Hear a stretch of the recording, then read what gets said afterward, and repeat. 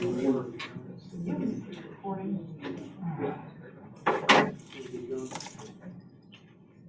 much.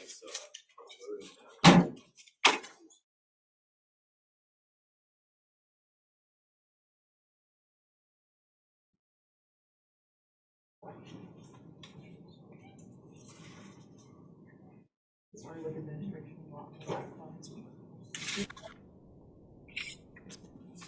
Good afternoon and welcome to the February 6, 2023 meeting of the City of Charleston's Design Review Board. My name is Erica Chase, the board's chairperson.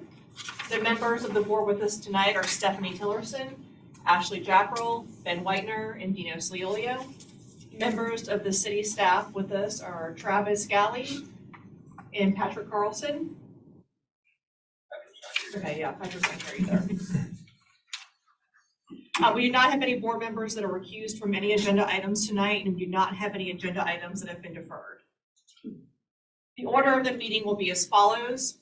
Staff will give a project overview for new projects. Then the applicant team will have 10 minutes to make the project presentation. If you need time beyond that, please let me know at the start of your presentation. We will then have time for board questions and then public comments.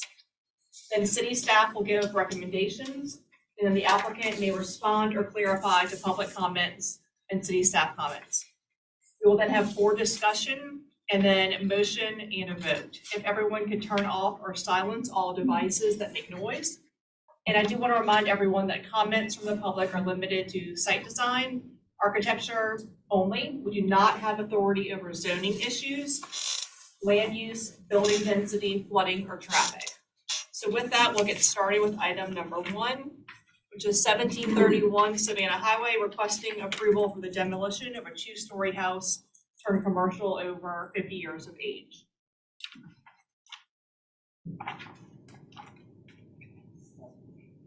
Is the applicant team here? Yes. Yep. Do any contact slides? Presentation. Yes. Okay. You guys have the clicker? You just tell us. Okay, Yeah. I'll go through for you. Yeah, great. I'm Stephen Ramos. I'm an architect here in Charleston, and I'm here on behalf of the client, the owner of the property, Mr. Graham Eubank.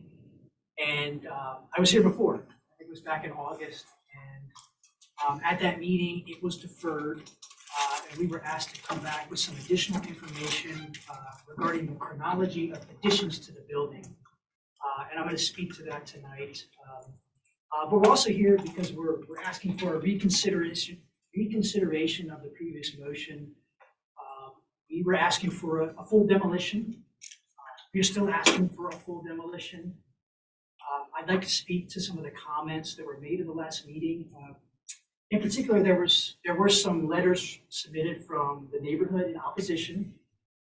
Those letters were not read at the meeting, and they weren't part of the public comment. So at that time, I really didn't have a way to address them because I did not have those letters. So I'm going to speak to that during today's discussion. But I am asking for a reconsideration, and I appreciate the venue to do so. Next slide. Next. And so I'm not going to read these notes, but I'm going to just paraphrase. This has the motion from the previous meeting. And then I read through all of the notes that were received, watched the YouTube clip, and I kind of summarized all of the public comment and board comment into about 6 bullet points, 4 of which were regarding the history of the building, and then some of them are regarding chronology as well as the reuse of the project, the building. Next slide. So I'm going to start with history. It was noted by multiple members of the neighborhood that they felt that this particular building had significance with the Stono Park neighborhood. And so when you look at the aerial, the Stono Park neighborhood would be to the top left of this aerial. It was felt that this was at one point kind of a showpiece for the neighborhood. And that was one of the reasons why they felt like it was worthy of saving. I don't have a way to know if it was once a showcase for the neighborhood, but I can say today it is not. When you look at the aerial and its relationship to the neighborhood, there is a clear and distinct buffer between the commercial district that is Savannah Highway and the Stone Oak Park neighborhood. They may have been different before, but it's not today, and that's what we're here to evaluate is the condition it is in today. There was also discussion that this building had links to Hendersonville, North Carolina, that there was a link to Flat Rock, North Carolina. Again, those links may be true. From what I've been able to learn, that these links were more about cultural and about people in Charleston summering in North Carolina. It was less about architecture, and it's almost like Spoleto, Italy. It's not about the architecture, it's about the culture. And so whether or not that's true or not, it does not seem that that is a reason that this building should be preserved, because it's such a loose connection. Next slide. The comment about this being vernacular to this neighborhood and a showcase of this neighborhood, I can't find evidence for that. I look at the buildings in this neighborhood. They are small residential structures, but they do not resemble the building that we're discussing tonight. The building we're discussing is the top left, 1731 Savannah Highway, simple residential structure. It is clad in stone. That is, of course, very unusual. You will not find that in the Stone Oak Park neighborhood. But you also don't find vernacular features that are common in Charleston. Things like porches, roof overhangs, columns, pilasters, other architectural details that we think of when we think of a Charleston house. You don't find those on this building. And if you strip away the stone, it's a very simple home. So again, to say that it is some sort of a showpiece for the neighborhood, I struggle to see that connection. And that seemed to be the biggest reason that was presented to preserve this, is that it was somehow showcasing the neighborhood, strongly connected to the neighborhood, and I don't see it. Next slide. These are more images of houses of the neighborhood. I want to clarify that I'm not contesting the history of the neighborhood, nor am I downplaying the importance. I'm just simply stating that the connections that may have existed at one point, I don't see them today, and that's what we can judge, is what the building is today. Not what it was, not what we want it to be, it's what the building is today. And it is a simple, plain stone building. It doesn't look like Charleston architecture. It does not look like the buildings in this neighborhood. Ms. Tillerson, you suggested, well, maybe there's a way that there could be a historical marker or salvage the stone to be reused. I think that's a great idea. I think it's a big ask to think that this building is going to tell the story of the neighborhood on its own. It's something like a historical marker or salvaging the stone to be reused in a monument sign. I think that's a wonderful idea and would be much more successful at telling this regional neighborhood story that's being asked of it. Next slide. So the chronology of the building. It was asked to discuss the chronology of the building in further detail. It's clear that a lot of the building was added onto over time. I was able to learn that the large addition to the rear of the building, it's about 75% of the footprint. We believe that was added in the mid-'80s. There was a building permit in 1986. So that's about 40 years old. We also know that there was a rezoning of the property in the earlier 80s, around 1983, when this became commercial. So we have reason to believe it's been commercially used for about 40 years now. The dormer also appears to be added. I was not able to find a date for that. And then the western addition, again, it clearly was an add-on, but I don't know the chronology. But I also want to reiterate, can this building be saved? Yes. Can it be added onto? Absolutely. We don't feel that that is necessary at this point. Sometimes buildings get to a point in their life where they're just simply not as useful, and the maintenance required is just not it's not a fruitful endeavor. And at that point, you ask, is this a building that should be saved? If it's no longer useful to the owner, they say, should we save this building? And of course, that's why we're here tonight. Slide. There is a lot of maintenance-related issues, wood rot throughout the building, a lot of it having to do with things like not having proper overhangs. There's also issues with the stone facade. There's not a proper air barrier. They wouldn't have had that 70 years ago. And going back to retroactively fix the envelope of a stone building is not easily done. And this stone is about 2 inches thick.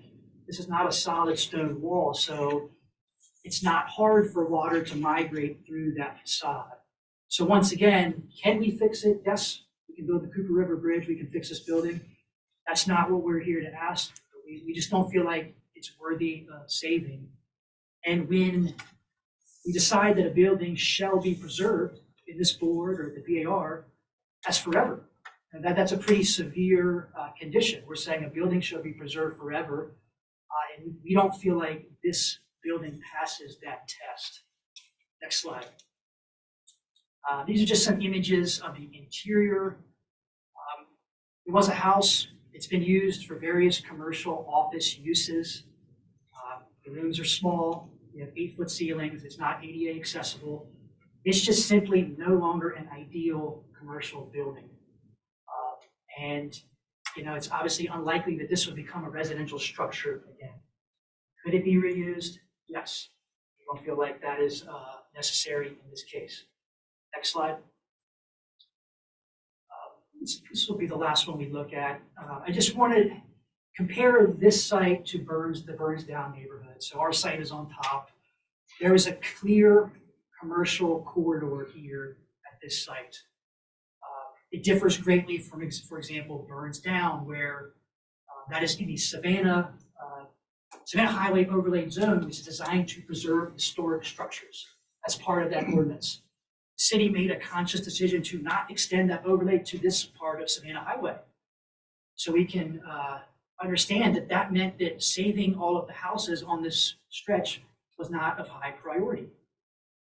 And that's what we're here to judge today, is whether or not saving it just because it's a house and there once was other houses, that merits saving.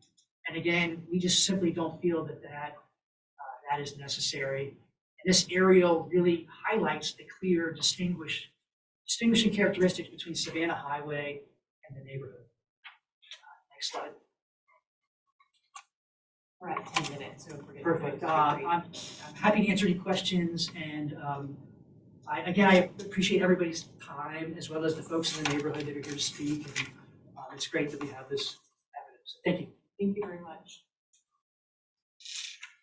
We're now in public comment period. How many members of the public are here to speak on this application? Okay, great. So we have about 4. I'll read off real quick the names of members of the public that have submitted comments prior to the deadline for this project. And that is Noah Sanderson, Sally Bent, Jacqueline Diane Wieland, Camille Hamilton, Carlton Swift, Zach Leolio, Andy Holzenbach, Catherine Sobisak, Carrie Dean, Erica Schuler, Colleen Condon. And all of those members of the public were speaking in against the demolition. So we could get started with members here this evening. Who would like to go first?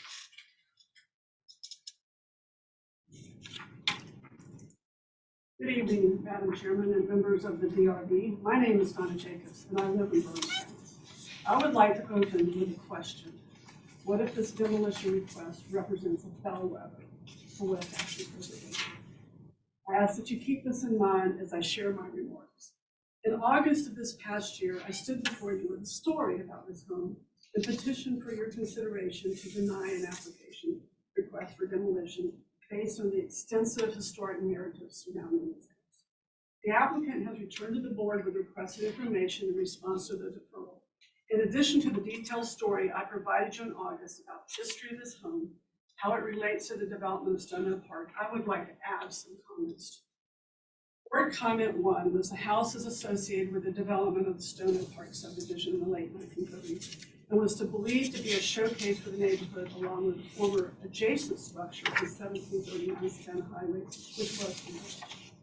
The applicant's response is, The history of the Stone Oak Park neighborhood and any regional connections to the mountains of North Carolina would best be handled by historic markers. The applicant is agreeable to salvaging the stone from the building to be reused in a monument sign that tells the history of the neighborhood. Markers are an appropriate way to honor and respect history, especially when something has been lost and then rediscovered. But a better way is to maintain the structure and allow it to tell the story. If the applicant is willing to build a monument with reclaimed stone, then refurbish the home and let it be a monument. Let it tell the story. Owners have reclaimed structures from sticks on the peninsula. And West Ashley's unique historic homes should be viewed just as valuable to preserve the future, regardless of their condition. Since I was last before you, it has come to my attention that the demolition of the sister stone home to this house created the opportunity for expanding this board's power over demolition in the court. Interestingly, the demolition of the sister home paved the way for an auto dealership.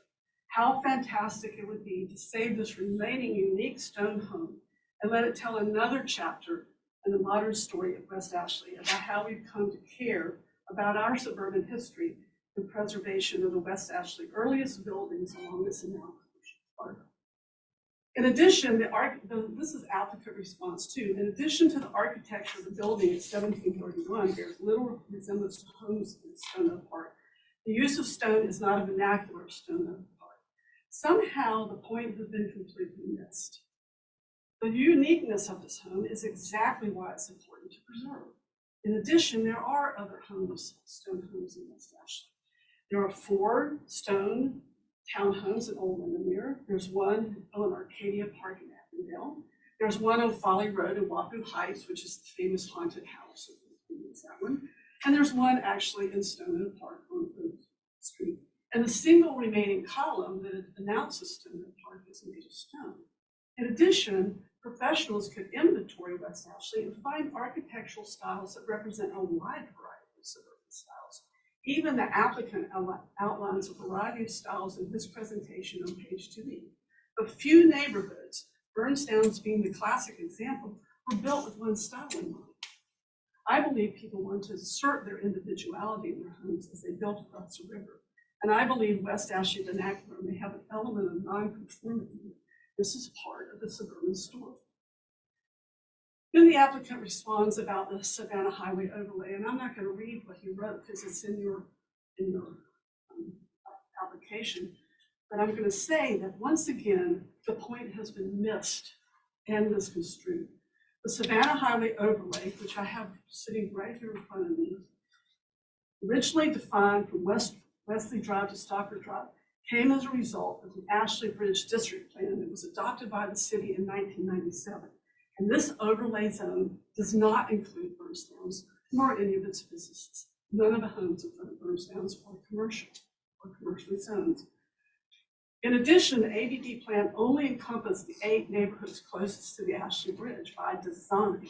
One cannot extrapolate or assume the priority to preserve residential structures in any other area of West Ashley from this. It would be folly to do so.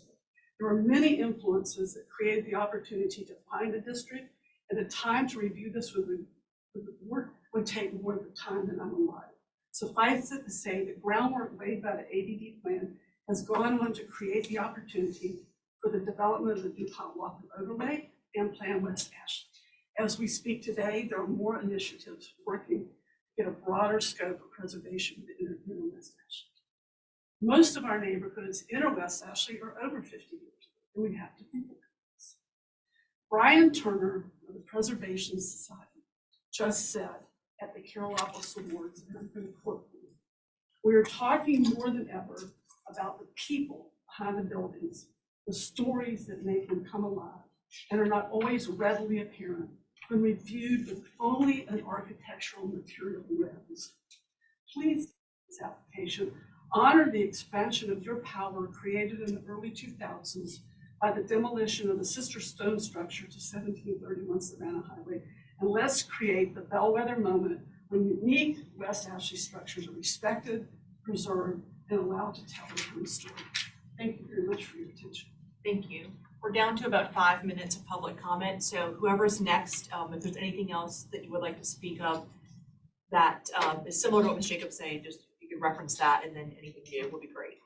So good afternoon, my name is Kenneth Marolda. I serve on the West Ashley Revitalization Commission, and I'm not going to rehash what was already explained, but I am just going to bring up a couple quotes from Plan West Ashley, which is the guiding document for the commission that I serve on. The West Ashley community wants to preserve its unique neighborhood character. It mentions preserving neighborhood character, focus new development in clear identified areas, and to enhance community brand and identity. It mentions the word preserve 28 times in the document. It also says the West Ashley community wants to preserve its unique neighborhood character on page 38. The city plan, which was completed in 2021, says that programs and policies that promote unique character and sense of place in each area of Charleston. So that's on page 60. So these are the documents that we've created in recent years to guide our development forward. And they very clearly are looking at examples like this, where this house is, if it were on the peninsula, would it be considered historic? I don't know, but for West Ashley, it is. I mean, the residents of this house, as Ms. Jacobs has explained, had a significance in the area, a level of prominence. The last thing I would like to mention is in the last meeting, there was a definition of vernacular that was used. And vernacular is a word that's been used quite a bit in this room, in this discussion. But one thing that wasn't mentioned, one criteria for being considered vernacular, is the use of a professional architect and the absence of a professional architect. So a building can be considered vernacular if it was not built by a professional architect. And to my knowledge, and from everything I've heard from the applicant and from Ms. Jacobs, one wasn't used here. So just wanted to add that. Thank you. Thank you. Other than Mr. Smith, go ahead. Eric Pullman, West Ashley Coordinator for the City of Charleston, and I'm going to basically reiterate a few points that both Ms. Jacobs and Kenneth, Mr. Maralda has brought up. So I don't want to sow too much confusion in this, but what the staff for the DRB is going to recommend is actually not what I'm going to recommend. And this is a unique point where we're kind of diverging. Most of the time, we're very much in line. And I have already gone over with the staff previously that I was going to do this. So, Plan West Ashley, as Kenneth mentioned, makes repeated comments towards preserving the neighborhood character, but it also makes the need for updating and replacing generic strip centers and aged commercial parcels along these corridors important. If you were to look at the surrounding properties here, you would see that this structure is far from generic. In fact, the applicant has made that very apparent. This is an extremely unique structure in this area. It talks about the evolution of, this structure talks about the evolution of Savannah Highway and the DuPont area. Many of the surrounding buildings that would have made this building fit more into character have already been demolished. 1739 Savannah Highway, the stone-clad sibling to this, was demolished in 2004, for example. The other homes in the area have also been removed over time. There are a few that you can see around it that have been adapted. The surveyor next door, I believe, was a home at one time that's been adapted. There's another structure across the way, but the vast majority have become the generic strip centers that we are looking to replace. This building is a reminder of the history of West Ashley and what the suburbs stood for at one time. There's really no overarching design direction, style, brand, whatever word you want to use for the suburbs. Whereas the peninsula is very clear, as Mr. Ramos said, there is a clear Charleston architecture. That's what was beautiful and new about the suburbs was it was not Charleston architecture. It was new. It was something fresh. This can be seen all the way along the West Ashley corridor, such as Savannah Highway and Highway 61. And we can even see it with how, over time, it was adapted into commercial structures from the residentially built parcels. Sorry, I'm combining two paragraphs here, so now I'm getting confused.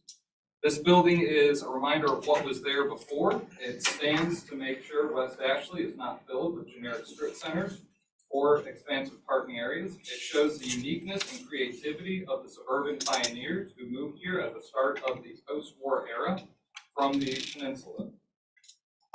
The way staff is split on this really shows a need to re-examine holistically the need for historic preservation guidance in the West Ashley and suburban areas.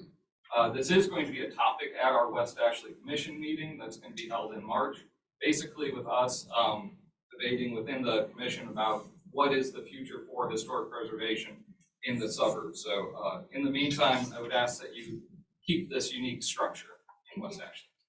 Mr. Smith, we are out of time. If you could keep it very brief, Very quick. I would appreciate that. Would be wonderful. Thank you. West Ashley has a history, it's an important history, and to bring this presentation back, there's no presentation about that history, and apparent ignorance of that history, and no willingness to value it, is wrong, and it does not, that is insufficient to come to this board for the ability. For 25 years, we've been fighting this battle over and over and over, all over West Ashley. It is death by 1,000 paper cuts to the culture and the character of our neighborhoods. We love our neighborhoods, and we want them preserved. We love our historic buildings. We want them preserved. Downtown and the peninsula has it. We don't. Y'all are the only people that give us any protection whatsoever. We thank you for that, and we ask you to deny. Thank you, Mr. Smith. Could you state your name for the record too? Charlie Smith, 333 Walker Road. Thank you very much. Madam Chair, before we get into staff, may I ask a question? Yes, let me just say that the public comment period is closed. We will be going into city staff recommendations for questions. Yes, I skipped over that, so I apologize. Charlie, may I ask you a question? One of the comments that you had made as you went through your wonderful history and background, much of which I didn't realize, you talked about the Cavallero restaurant. Could you speak to that for a moment? I mean, what was the story of the Cavallero as it related to Kendricks? You're old enough to remember all of that. I'm not. So. Well, I was dating the architect. The plans came into the house, they were on the kitchen table, the lot was there, the building was gone. And I said, where's the building? And I was told the building's going to be demolished. And I said, well, I don't think so. So I contacted Robert Barrow at the paper, and because I was worried about someone losing their job, I did it anonymously. And I called him and told him what was going on, and that I felt like the public would object to it loudly, because everybody had some story that happened to that building, some connection to that building, just like people have connection to Savannah Highway, these buildings on Savannah Highway. It's part of our neighborhood, part of who we are. And because the public, there was no protection for the Cavallero. I think Rick Hendricks owned that property at the time. And he intended to tear it down, but because there were so many people that wrote letters and made phone calls, just pleading not to let that building be torn down, Rick Hendricks decided that it was a bad idea for their to do this, and that building is still standing today because of that. And some things have changed, but we really, other than the commercial corridor review, that was 1998. The demolition of the two-story stone house next door to this house upset a couple of council members, Mr. Stevenson and Francis Bleeker, and they teamed up, and we wound up getting commercial corridor review with the design review board and the prohibition of demolition on the buildings in over 50 years. So that was 19 years ago. There's been no expansion of that, and as I think most people have seen recently, with 8 Stockford Drive and a lot of other properties that have no protection, that people are realizing that we've just got this little tool that only applies to the commercial corridors. But it applies in this case, and it should be used. Thank you. Thank you. And I apologize for missing board questions. Were there any additional questions from the board? I had one question for the applicant. Did you study removing the additions and seeing if you could incorporate the original house? Anything? Not at this time. Did you study? You haven't studied that. I'm just curious. Or moving it on the site, nothing's been looked at structurally. You haven't, like the structural engineer comment on the ability to move it or raise it or anything like that. I'm just curious. No, we did not entertain moving it, but, we're removing building in Charleston, so. Yeah, I was just curious. Thanks. Any additional questions? Is the stone a facade treatment It's wood behind. Yeah, it's here and there's wood studs, right? It's about, inch and a half thick. But you had indicated that it was repairable, is that correct, Steve? Well, the repairing the stone, really the lack of a barrier is very challenging. You have to almost remove the whole stone facade to get to the backup wall, Mhm. achieving the air barrier. Is that throughout the building or on the old historic portion? That is throughout the building, but it's a veneer, Okay, veneer with studs. okay, thank you. Any other questions? I was not at the August meeting and I've not heard anything specific historically to this property that would perhaps give it the burden of being labeled as historic. Is there someone from the public or the applicant tonight who has comments regarding that specifically? Well, 50 years old is what is the measuring stick for historic, and so we know that it's at least 50 years old. I did some research. About the city of the city and we went back to at least 1957 from the historic aerials. And those Steve Ramos has looked at the city directories and it came back to 55. Know that it is that early.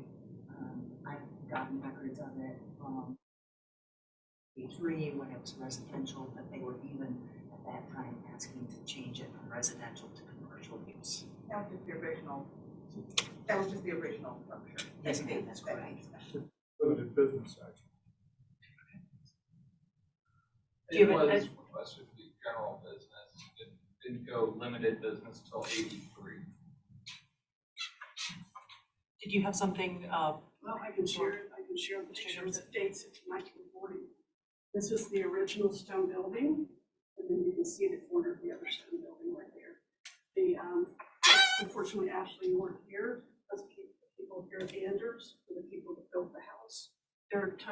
This is that's the old building that was destroyed before, this is the corner of this one from 1940. The family that built that home, they were the in-laws of the Harrisons that owned the property. Randolph Harrison's wife, Randolph died, his wife inherited, they had some children, they had been vacationing in Flat Rock. He met, the son met his wife there, she convinced her parents to move their 9 children, and he brought the stone to build the house. thank you, Ms. Jacobs. I think you were asking if there was any historical labels or anything that was registered. Was that your question, actually? Okay. No, there's not. Understood. There's Okay, not. thank you. Tell me what your iPad. She's gonna steal your iPad. Any other questions before we move on to staff comments? Staff comments, please. Staff observations. The applicant has returned to request full demo again after being deferred by the board to come back with more info on the additions. The applicants were not able to find information on when each of the additions will go. Staff has assisted the applicant to research on the dates of the later additions and have also been unable to determine exact dates. We are asking for full demolition. They are asking. Staff comment number 1, the ordinance section that pertains to demolition purview of the design review board states that the board should consider the architectural and aesthetic features of the structure, the nature and quality of the structure, including its architectural fabric, any historic significance, the nature and quality of the surrounding area, and the structure's contribution to the overall streetscape of the area. Staff comment 2. Staff finds the structure to have little architectural merit or aesthetic value, and the nature and quality of the structure is poor. Staff finds the structure has little historical significance other than being unique. This stone application was unusual, very atypical, and not a vernacular material for this area.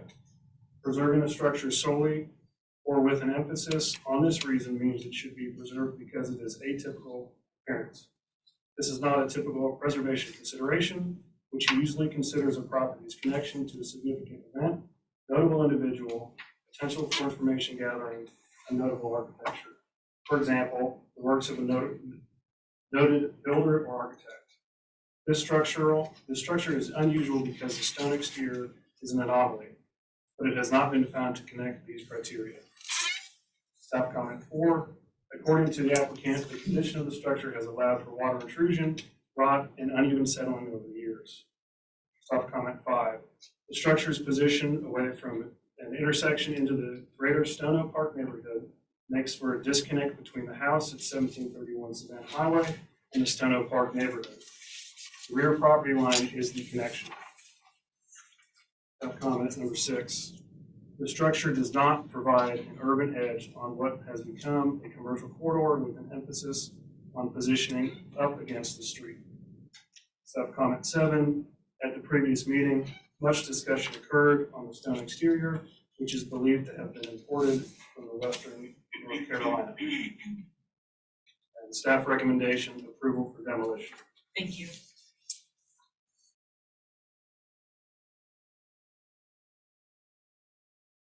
Does the applicant have any items they would like to respond or clarify to from the public comments or staff comments?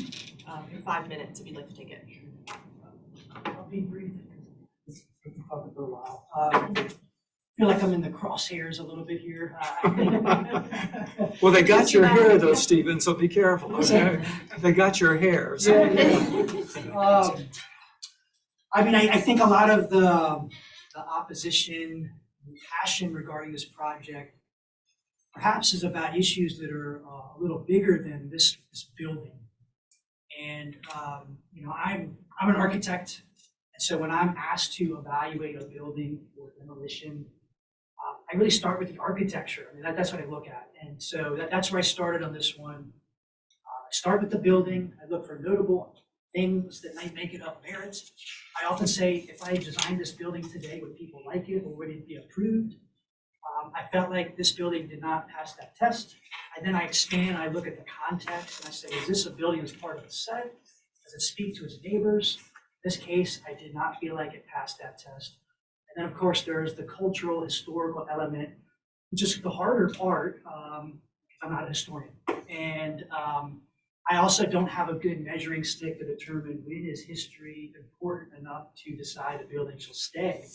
I think that's what we're hearing tonight. There's been really great history presented. And the question is, does it merit that this building needs to be preserved? I mean, I think that's the question. And the other question is whether this being unique merits its preservation. I'm glad I don't have to make that decision. That's what you guys get to discuss. But I have got nothing but respect for the neighborhood history. I apologize if I offended people by not being more of an expert on it. But I was relying on a lot of the information provided by the previous meeting about the people that developed this area. And I don't want to be offensive, but I didn't find the history to be of significance that it means that this building shall last forever. So, thank you. Thank you very much. We are now in board discussion and or evaluation. Staff questions. Sure. And I don't know who do I ask that to. That direction. Okay. That direction. I noticed Erica really leaned back a lot at that point. You had indicated on item 2 that the structure is poor. Is that predicated on structural analysis? Because the structural indicates that there are issues with the structure. But having been in preservation for as many years as I have been, and I know others as well, why would that become an element of concern with respect to a decision that this board is having to make? You know, that was, I believe, reached by David through what was presented. And that's fair. Regarding the historical relevance, and item number 3, I certainly don't want to put anybody through it again, but we've heard a variety of issues, and through the 11 or 12 letters that came in support of denying the demolition, is the significance, historical significance, still in question with regards to the presence of this building, and particularly what we learned tonight, being And the irony is that the building next door, 1739, which was torn down, is the reason why we're looking, or why we have been expanded with our preservation opportunities on buildings 50 years or older. Now we're talking about tearing down the building potentially, which is right next door. So consequently, does the staff share the irony of that issue? Don't answer that. That's okay, you don't have to do that. That's not. And can I point out though, Dino, that the, you can never say the Cavallero. did inspire landmark overlay. Okay, So that's the other little bit of protection that we do have outside. good. That's great. That's interesting. So I just wanted to point that out as well. Yes, thank you. And Linda's a tremendous resource. She's only 29 years old, but she's been a phenomenal resource for all these years. Of the home being poor craftsmanship. That's such a fascinating statement there, because I hadn't seen any original drawings of the building. But is it possible that the condition of the building currently is the result of maintenance negligence over the years? Certainly not by the Eubanks, who are probably new owners, but over the years, just the neglect of the structure itself. That is staff comment number 4. Yeah. If you go back about 2 slides, there are some images of just the details that are less than desirable. But I think my point being is that could this not be a condition of maintenance negligence over the years? No, and as per staff comment number 4, I believe that has been identified as contributing to the current condition of the building. Okay, which I got new staff comments 10 minutes before I was coming over here. Let me make sure the original construction of the home was okay. So, selling the home could be remain as, okay, I will push the issue. I don't see it in there that states that it could be negligence as a result of a lack of maintenance over the years. And I guess the last item that I have is item 6. The structure does not provide an urban edge. Is that really an argument that we deal with when we're considering the preservation of an existing structure? I mean, it's an existing building. I mean, we're talking about the cultural aspects of the building. So consequently, the fact that it doesn't provide an urban edge is to me, loses great relevance in that argument. And it almost seems like a little bit of reaching in that regard. That's just a personal comment that I'm gonna say. I'm going to conclude all of my comments very quickly, if you don't mind, and then I'll shut up. We talked, it's really interesting tonight that we've heard from WARC, that we've heard from representatives of WARC, that we've heard from historians, that we've received nearly a dozen, all denying or asking for denial of the application. And it kind of boils down to something that I feel is absolutely imperative as we go through this. And there's 3 items. There's vision. What is the vision of West Ashley? And I think that WARC has defined that for us, is that we need to plan and protect the buildings that may not go back to 1798 or 1787 when General Washington visited Charleston, or may not go back to the Civil War necessarily, or even early 20th century, but the fact that this building has remained and sits in a vital place as a reminder of what transpired over the years in the Stono subdivision. And the mere fact, and as I said earlier, the irony that we're here talking about a demolition of a building that its neighbor, its sister building next door,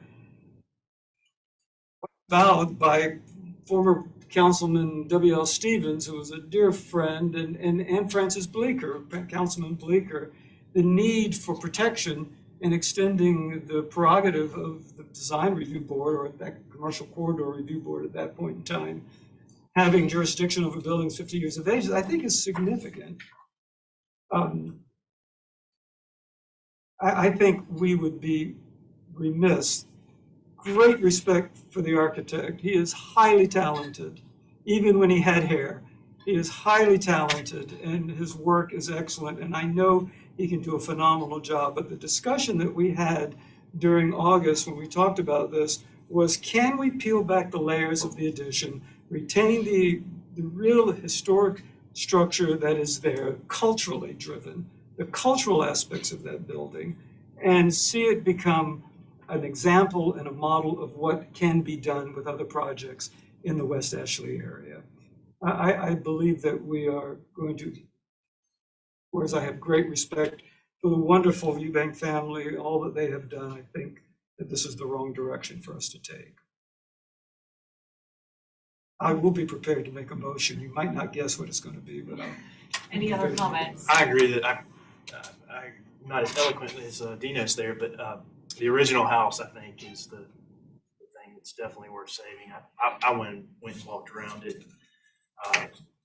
You can clearly see the addition on the back with the shed roof is a much later addition. I wouldn't be opposed to keeping the original house and potentially raising it, maybe even. I mean, I know that it's ponds because I'm sure Savannah Highway was raised for grading over the years, and it's basically like in a pond, at the bottom of a pond, right in the middle.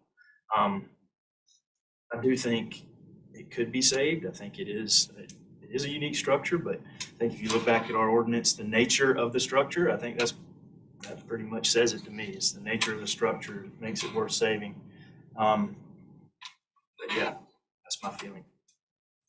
Any additional comments or a motion? I think this one is much like a recent demolition that we had where, you know, the way I'm reading the guidelines of what our purview is, when I read it, it doesn't meet that barometer. And this is extremely challenging because you have all these members of our community saying, we need to save this. And when I read this, it doesn't meet the characteristics. If a building that's 50 years old is a reason to save it, then that means nothing on the peninsula could ever be demolished, and we know that that's not the case. So there has to be some kind of other historical factor, which there's not been presented this evening. And yet I hear, you know, it's what you've said and what all the community members have said about how important this particular structure, at least the portion of it that is, you know, could be, I guess, labeled as historic, the original structure. You know, when you hear those comments, you think, well, maybe there needs to be some more meat to this. And maybe we do need to more clearly define that. But, you know, my decision today has to be based off of what is in this document today. And based off of that, I'm not seeing how, unfortunately, the structure meets that barometer. Can I just say, there is having in the past, I worked with the co-author of the Secretary of Interior Standards for Rehabilitation, and there is a specificity with regards to historicism and significance. Significance is a cultural relationship, and significance holds as much weight within the context of preservation as the structure itself. And everything that I am hearing and everything that I have read thus far would qualify this building as being significant in terms of the evolution of this community. Just as you would say that the old Rodenbergs is significant to the evolution of the commercial area right there in Avondale. This building offers that same thing, granted a smaller scale, but it's significant in those terms. So just as we talk about this, and I know that when we go to retreats, we'll be talking more about it, but there is a difference between the significance of a structure relating to culture and the historicism of it relating to the architecture preservation. But anyway, I'm sorry. Any additional comment? Go ahead. Just clarification, when you had asked Linda the question, and she said that the sister demolition that you said it inspired the landmark overlay? The demolition or the proposed demolition of the Caballero. Thank you, yes. Yes, that was in 1999. And so I'm just, but that landmark overlay is not over this particular section of it. It's- So, Yeah. so for whatever reason, it was not, okay. You guys talked about that, it just kind of lost me, because I thought you were trying to say that it was, and I was thinking that it wasn't, okay. Well, I would move for denial of the demolition request. Is there a second? Second. Any further discussion?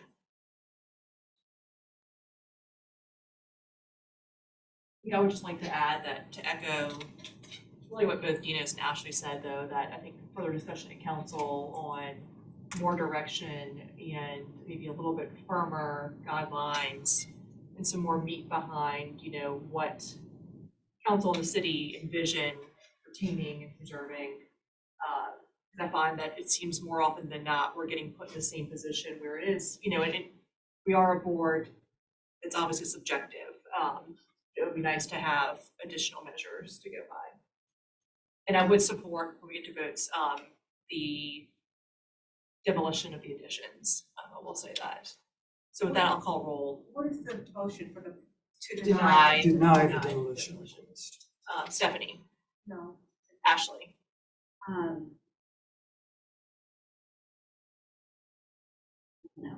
and I'm a yes in favor. Motion carries 3-2. Thank y'all very much. Next on the agenda is item number 2, River Road, requesting preliminary approval for the construction of a new 2-story public elementary school.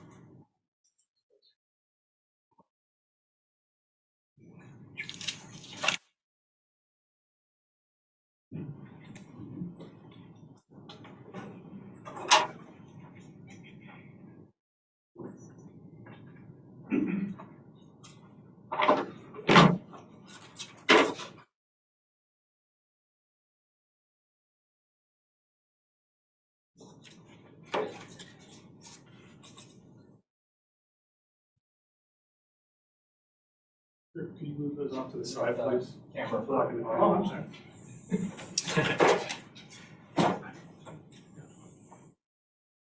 You okay? Perfect, thank you. Is the camera still?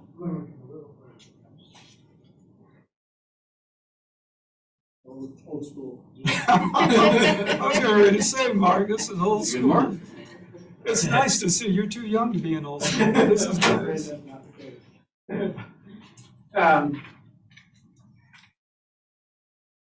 Whenever it's okay. My name is Mark Clancy. I'm an architect with Clancy & Wells here in Charleston. And with me tonight is Brian Stowe, a landscape architect with ADC Engineering in Charleston as well. We're representing a larger team of architects and engineers and construction managers and the Charleston County School District with this project. I'll be very brief and focus mainly on the materials of the architecture, and then we'll kind of flip on through and give Brian a little more time this time to speak more about the site. We never like to be too far from this board. We have this on the initial concept submittal, and it reminds us basically the inspiration that we started the project with, and we don't want to lose it as we get through design development and construction documents. And it shows basically that we want to be a part of Johns Island. We want to draw inspiration from the local vernacular on Johns Island. Not just the architecture, but celebration of the art of making things. The sweetgrass baskets that are made there, the quilt making that's done there. Our palette is different, right? And on this project, our palette is really brick, but we're trying to kind of repeat what we're seeing happening on the island in some way materially on the building. Interiorly, you'll see a lot of glass that's colored on the outside, but on the inside, as well as a lot of the carpeting and the imagery, the graphics on the walls, as well as other aspects that aren't really your purview, but they also show up on the outside of the building as well. And let's go ahead and flip, I'll talk to this image a little bit too. Just go back one, and there's Fenwick Hall, which is across the street, which one of those Revolutionary War generals did live in for a while. And notice the brick, and we're gonna kind of relate to that brick. The sloped roof, in this case it's slate, but a lot of the older, it's slate in this case, I presume. And then the entries, the lighter colored entries, and some of the ways that you'll see as well on the far right, the trash house or the porch of this structure, the 510 V-crimp roof, just the lightness and airiness of that porch. We're trying to repeat some of that on a larger scale, almost a campus for an elementary school, but we're trying to bring it down in scale so it's more children related. It's not so institutional looking, but it's more warm and inviting and home-like than a larger school that relates to the scale of children. Let's keep flipping. I'll just go right on to some of the, well, there's a rendering of the front. And you'll see the predominant color there in the brick. We're looking at a lighter brick that's fairly similar to Fenwick Hall. That would be accented in some ways with the darker brick. So notice between the windows, there's some significant, and we'll have a detail of that later in the set, but it's it's a Flemish bond that has some projections in it to sort of give the patterning that you would see, the craftsmanship that can be done, and the amazing things you can do with the material of brick. So it's not just one large facade that has not been broken down into smaller pieces.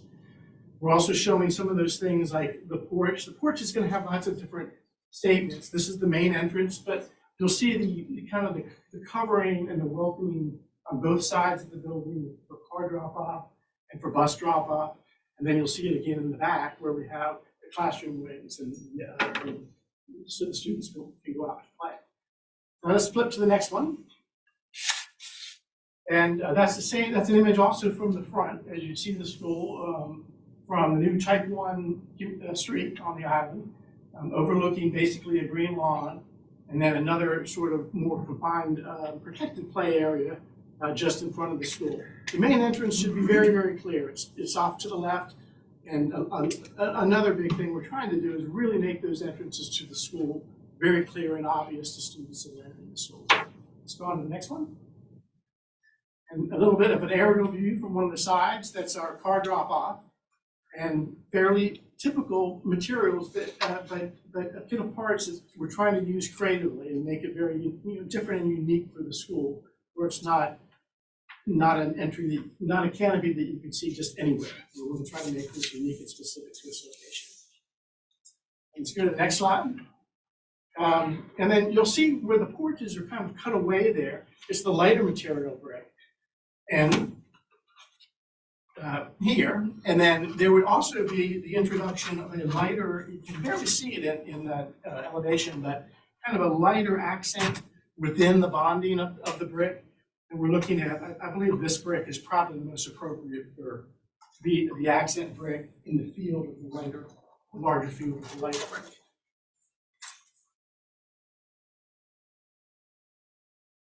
So let's flip on to the next one, and just another view. This is one of the play areas that you'll see between the wings, and there's a potential for a future expansion of the classroom wing just to the left of that sheet. Let's kind of just flip on through this, and maybe you can get to, I'll stop you when you hit the elevation, the detail of where we're showing the Flemish bond. A little bit more, right there. Yeah, there you go. So you can kind of see on the upper left-hand corner, basically between almost all of the windows is that patterning of brick. And it's actually projected. There's some projected elements that will create some shadow and almost like a basket masonry. Let's flip on ahead now, and Brian, why don't you come on up and let's go all the way to the L series drawing. Yeah, wouldn't mind going to all the way through the L205. Or actually 105, excuse me. Wanted to show y'all what we changed on the entryway into the school property.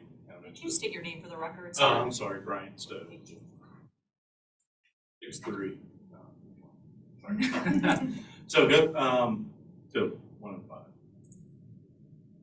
All right, so on this, we added some additional features. You might want to zoom in just a tad on towards the circle area right here. So what we did, we wanted to pick up some of the elements of the front entry with columns and ornamental fence. So we have 3 columns at the north side, closer to the circle.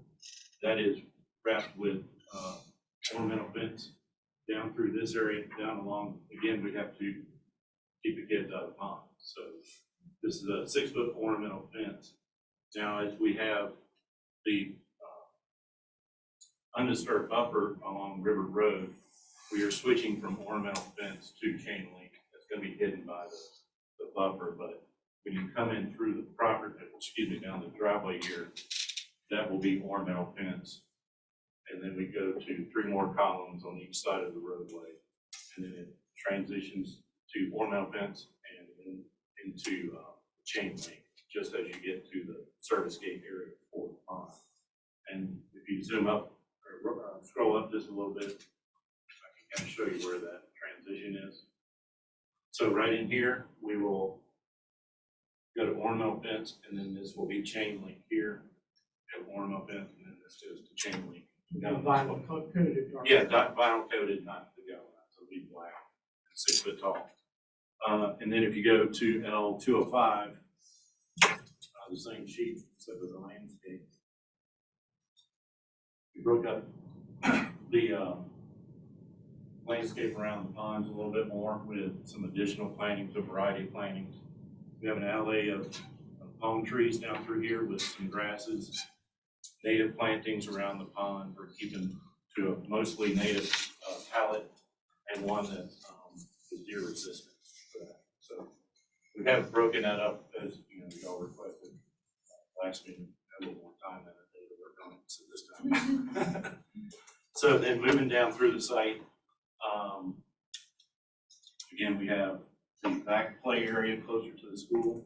That would probably go to L200. I'll go through that.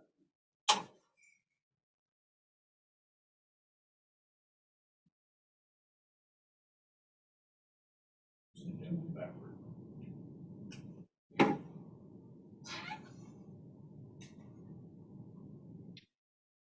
So, again, this is our kind of open field play area back here with some grass plantings around that. The dumpster location, y'all had a comment on the dumpster location before, which was on the north side of the staff parking lot on the right side of the school. That has moved down to the south side, closer to the service area of the school. And that does have a brick enclosure with additional plantings around the street. Much better access to the kitchen area where we'll be bringing out trash as well as trash throughout the school.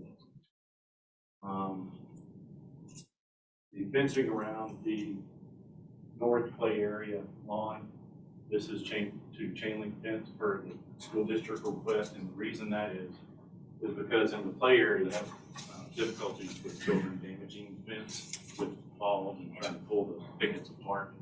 They would rather have a chain link fence for that because of the damage that the kids do with all the play activities and all that. But we do have plantings with some ornamental grasses around that, or some trees, and we have some ornamental grass plantings on the other side of the parking lot, which will provide a little bit of buffer and help break that up.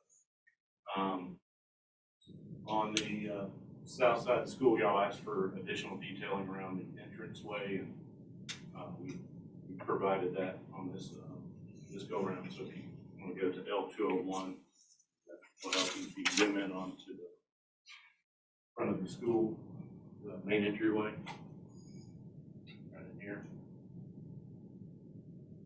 There.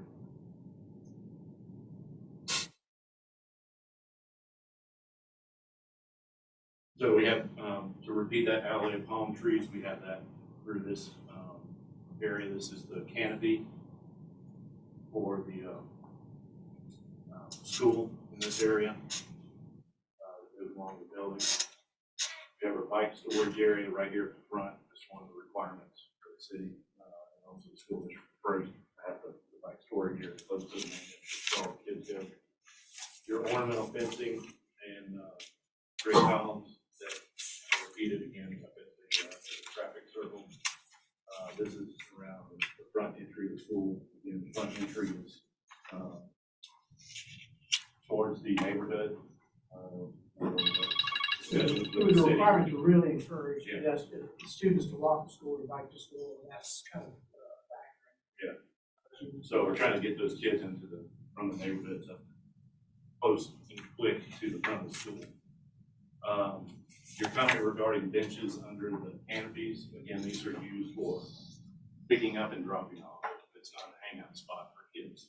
So get them in the car, get them on the bus, and back home, bring them to school. So, the school district doesn't really have benches under their canopies.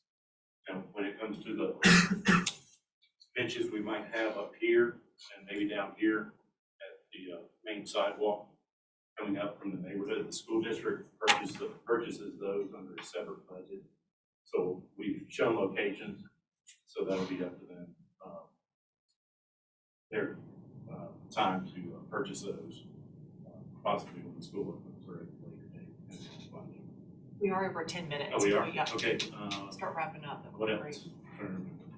great. Just maybe, you wanna highlight some of the photographs there, just some of the similar. So these are some of the plantings we're using.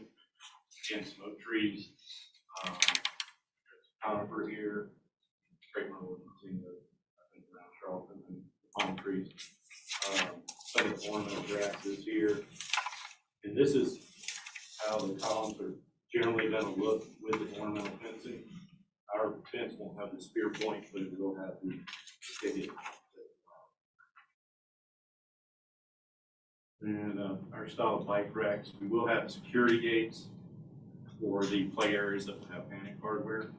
The chain link will have this style, and then of course ornamental will have a similar style, but it'll have the picket design for the security gates. Yeah, any questions? Thank you. All right. Oh, one thing on the pond. So we mentioned of the pond have an educational feature to that. That is not in the school district for safety reasons. So Well, there's crossing opportunity the for road. outdoor classrooms, for nature trails, and that would be kind of interior together. You don't want to, it's a great idea, but just not. And it's a detention pond.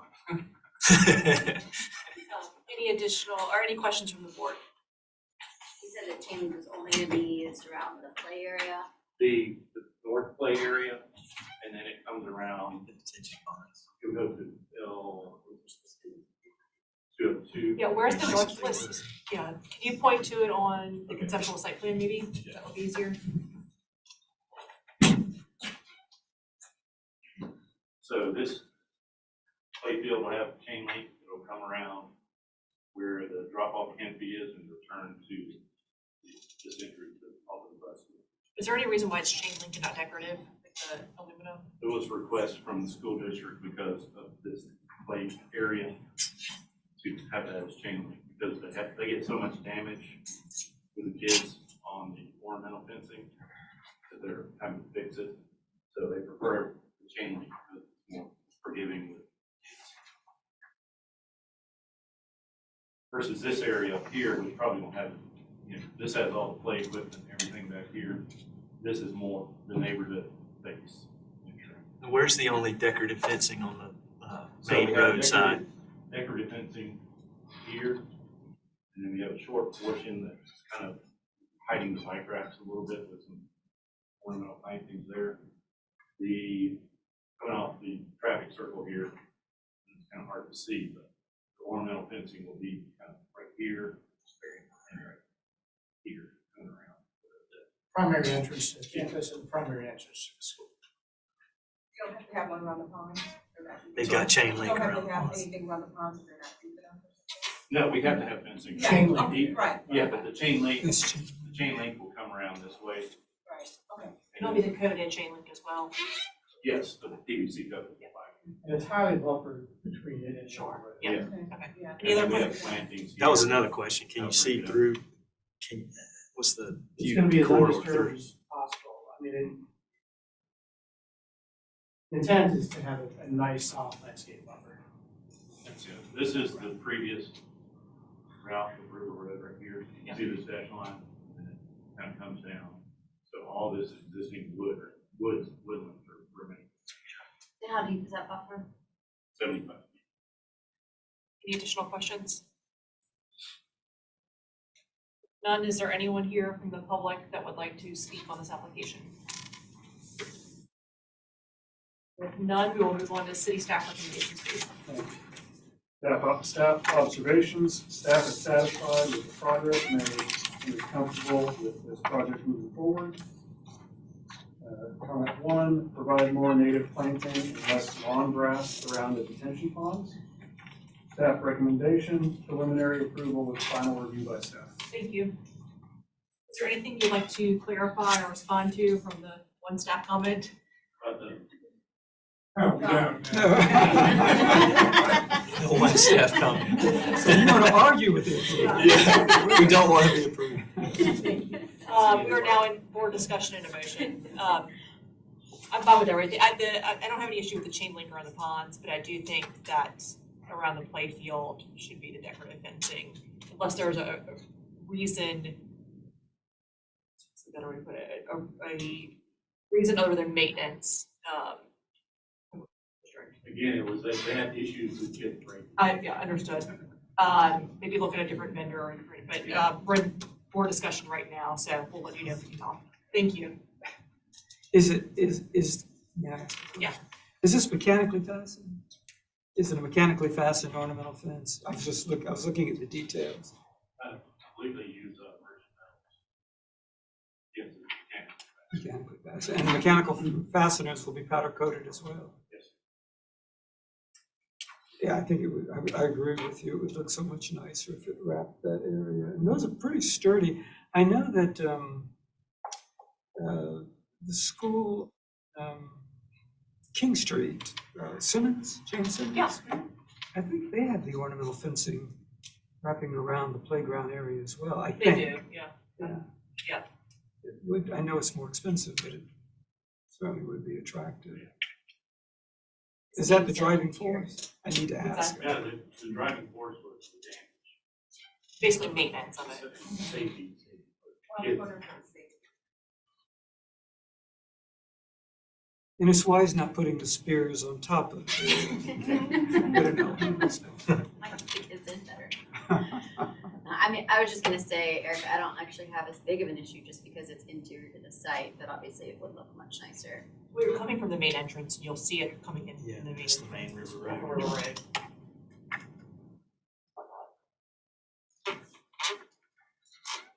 Do Any you have additional, any comment from any of the members not present tonight?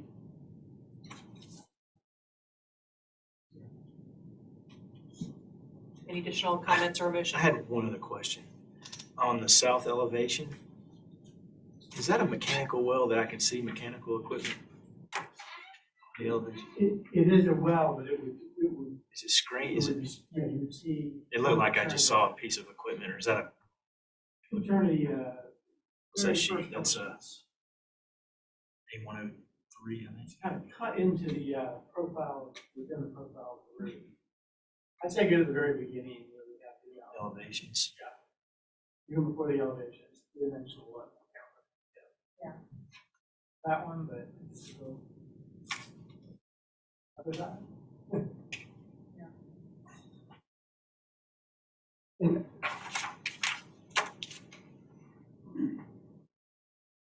On that same elevation, the only thing yep, it's right there, stop right there. So that right there, It's cut into there and there would be some screening. so there will be screening there. Okay. Yeah, and I think the building looks great. On that same elevation, it's just a design thing that catches my eye as an architect too. That little clear store or dormer bump out that you have there on the right-hand side, not aligning with the window below. That to me, that just stands out. I'm not gonna make it a motion or anything, but is that a reason? On the So, right-hand side. yeah, right here. See how you've aligned it? It's aligned here with it just catches my eyes like, you know. We'll study that. I mean, Architecturally, it caught my eye. Understood. The intent was provided the lighting and all that. And I was gonna question the 2-inch projection of the brick. It seemed pretty foreign to me on the building, but I like the explanation of it's, basket weaving and taking that translation. I think that's a good explanation. I'd be happy to make a motion if good. I'd make a motion for preliminary approval with staff comment 1 board comment, add ornamental fencing around the play area. There it is. We have a motion for preliminary approval with staff comment 1 and a board comment to use the ornamental fencing around the play areas. Is there a second? Like to second. You, any further discussion? Roll, Stephanie? Julie? Also yes. And then I'm also yes in favor. Thank you very much. Very thoughtful, by the way. I love your thought Yeah, it's process great. as you went through it, Mark. Thank you. Very, very, very contextual. Next on the agenda is number 3, 3030 Maybank Highway, requesting conceptual approval for construction of a new townhome community with 72 units.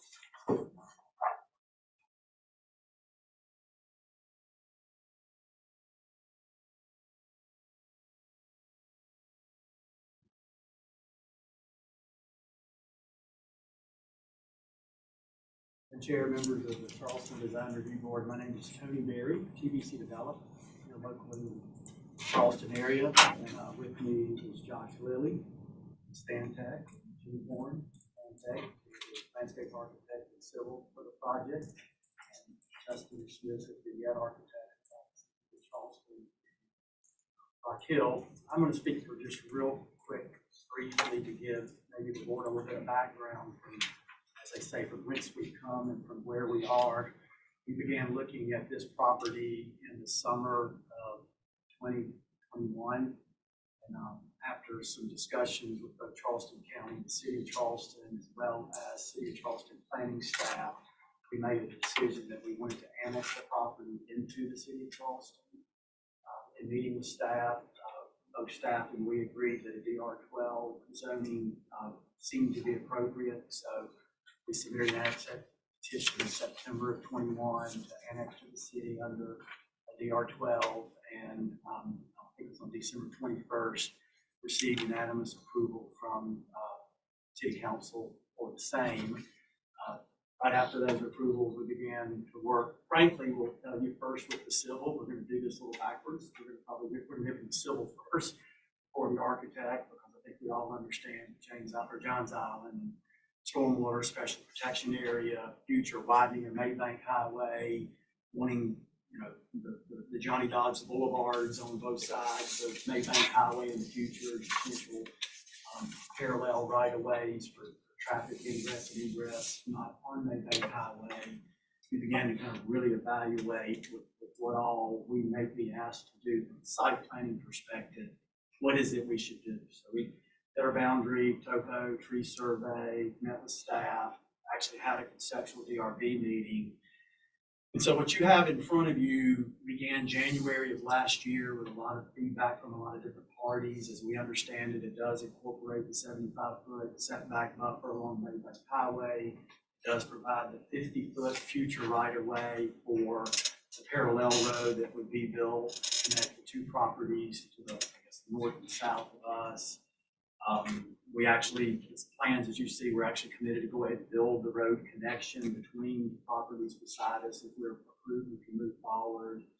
And then most of what we spent this year on is meeting with staff and going through and dealing with stormwater matters. We're pleased to say that we feel like we've come up with a creative solution that we can say that we have staff approval. We sat down with Kenzie and Matt and Ron and took some of their ideas, which you see incorporated here, actually has some ideas from the staff of stormwaters of potential creative ways to deal with what's required.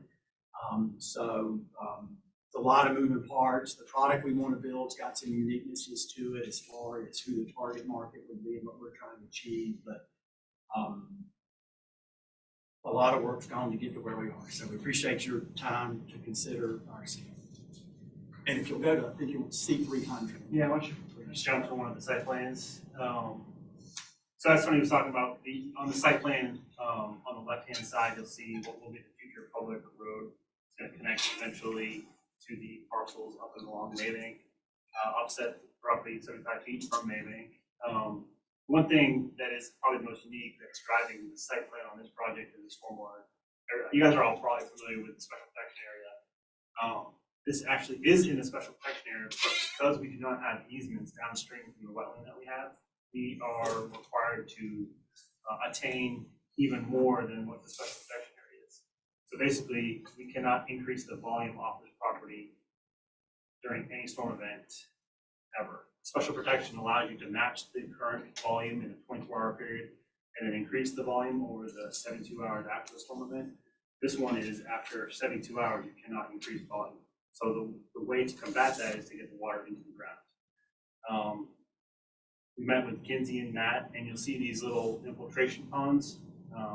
We're not calling them really ponds as much as the intent is for the roads to kind of use open gutters, not open gutters, but like little concrete swells to drain into that. So it's not a closed system per se. It'll drain directly into these grassed areas. And from there, the water will sit and infiltrate into the ground. We have a lot of those because we need a lot of space. When you're trying to get water into the ground, you need as much green space, open space as you can. Another unique feature is the center wet pond / dry pond. And the purpose of that is to move water. So these little dry infiltration ponds will need an outlet at some point in case something overtops. Get water from there down to the wetland, we need to go under all this infrastructure, so we're gonna have to make that a submerged pipe system. One way to really make that work with the conveyed water is to keep it underwater and pull it into that dry or into that wet pond.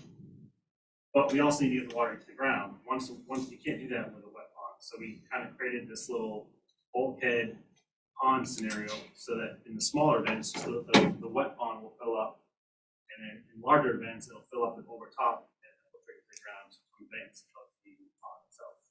That's taking place in the center of the site. Like I said, everything was real challenging. Seems like we got a lot of direction from the city, and this is the kind of design the city's kind of looking for, I think. In talking with Kinsey and Matt, they want to see a lot of these open green spaces to kind of let water infiltrate into the ground instead of running off into wetlands. We're using pervious pavers for the driveways, for the sidewalks. The roadways will be asphalt, but wherever we can, we're taking advantage of pervious surfaces. And with that, I will turn over to architecture, and I can answer any questions. If you go to one of the last two slides with just the aerial rendering of this. This one does too. So basically, I mean, as you can tell, there are a lot of site constraints and things that we are working on with the mass and scale and the density of the project, and not being an alley-fed type product. We're presented with some challenges as well. How to create a sense of entry into the building, how to park it as well. So, we try to be consistent across the board with what we're doing, but still provide a little bit of different variation amongst the buildings. We did a pretty natural color palette, just did little pops of variation. There's no continuous ridge line. These are all 6-unit buildings, save for, I think, 2 buildings. So we try to stay consistent just across the board, but still have quality materials, and just make them look unique enough to where they don't kind of blend all together. I think landscaping, again, is going to play a really big role in this as well.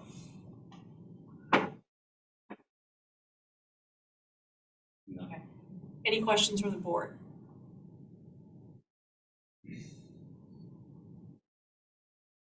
Did you look at any other kind of entry, rotating any of the buildings or making any other kind of arrival at that main entry off of Maybank?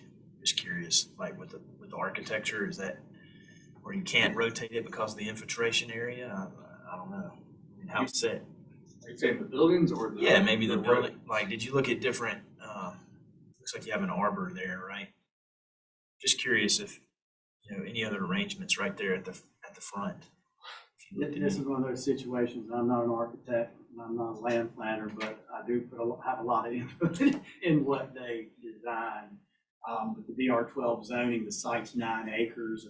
total acreage, it's 6 acres of high ground, so not your issue, it's our issue, but our goals were to try to achieve the 12 units per high acre. So 72 units that you see on the property is the number of units that's allowed by the zoning, site planning, and all of that's a total different issue. So when we were tasked with, you can see the 75-foot offset in the front, you can see it's really more than 50 feet, but the way we push the road off of the wetland area in the back, with the tree save area, with the infiltration, I think our total developable acreage is like 40% of our gross acreage. And so that was one of the constraints we had, is we just had so many places pushing and pulling and tugging. The goal was to try to use the arbor as some type of a terminal focus point. If that needs to be studied and beefed up, I don't know if there's a more substantial visual ending that we could do there. We absolutely would be open to it. But as Josh tells us, if we turned that building and it faced and we lost that infiltration area, our issue, not your issue, but we would lose units. Maybe lose that. Gotcha. So our goals were to try to maintain the 72. We definitely are open to studying how that terminus could be beefed up, aesthetically.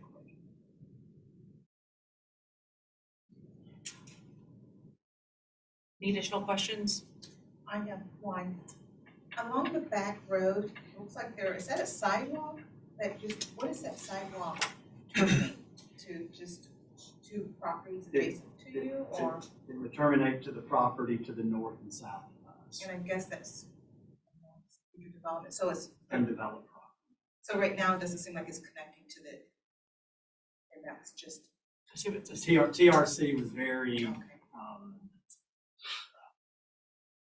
they really strongly wanted us to build that road and strongly build that connection, of which we agreed to do. Maybank Highway to the east goes north-south. Sailfish Road, I don't know if you're very familiar with that area, but Sailfish Road is exactly 3 parcels to the north of us. So there's our parcel, and then there are 3 residential properties between us and Sailfish, and then there's residential properties to the south of us. It, could potentially be some time before anything developed to the south, but this community that moves forward could spur the development of the 3 properties to the north of us. If that road and that sidewalk eventually could get extended up to Sailfish.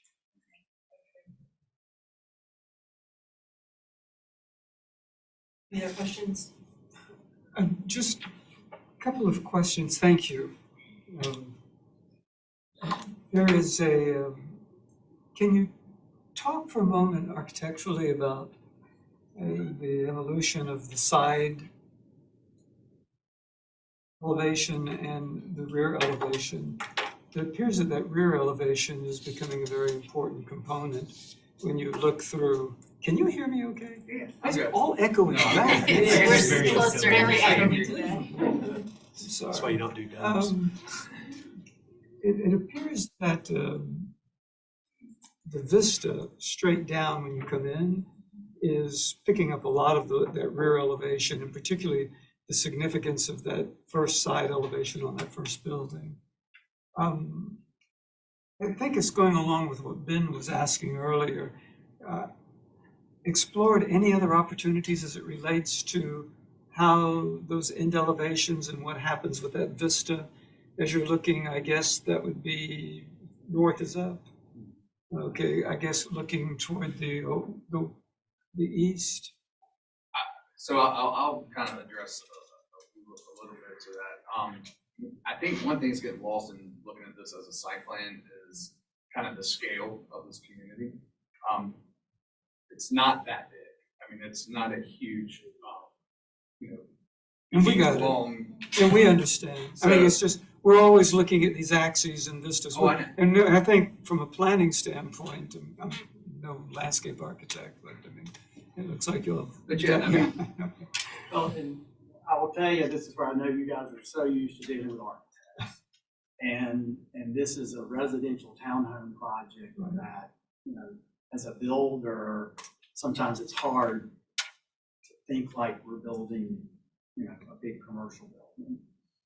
Go back to the elevation. So you have the rendering that comes back up, the, where the drop pond area is. And your line, and thank you, by the way, for putting a roof plan in there. It's nice at this stage to get a roof plan and see what's happening. So I think big picture, this is a start. This does not necessarily have to end up where we will end up. This represents what I've asked the team to submit. And for example, at the end of the buildings that you will see coming into the entrance, and then the rear of the buildings that you will see down that vista, we need to create a building that looks like it has two fronts. It has a front that faces the street, but then it has a front faces the back. What's real neat about this, if you look at the floor plan, the ground floor has a garage, but it actually has a flex room on the third floor that can either be a third bedroom or a home office. It actually orients itself really well to have its own access out of the structure, almost like it's a front-loaded building. So some of the comments we're hearing is you really need to beef up those end entrances that you see coming in. We really need to make the back of those buildings along that pond area look more like the front of a building. We can do that. There's a couple elevations, I think, that show the rear, that actually show a door and a covered area over it. That was the beginning of an effort to do that on the rear. So that's it. So that this could be, needless to say, enhanced to look more like a front, because this would be the elevation that would face that long linear area. And if this wasn't there, we'd love to take the opportunity to go back and get it closer to there.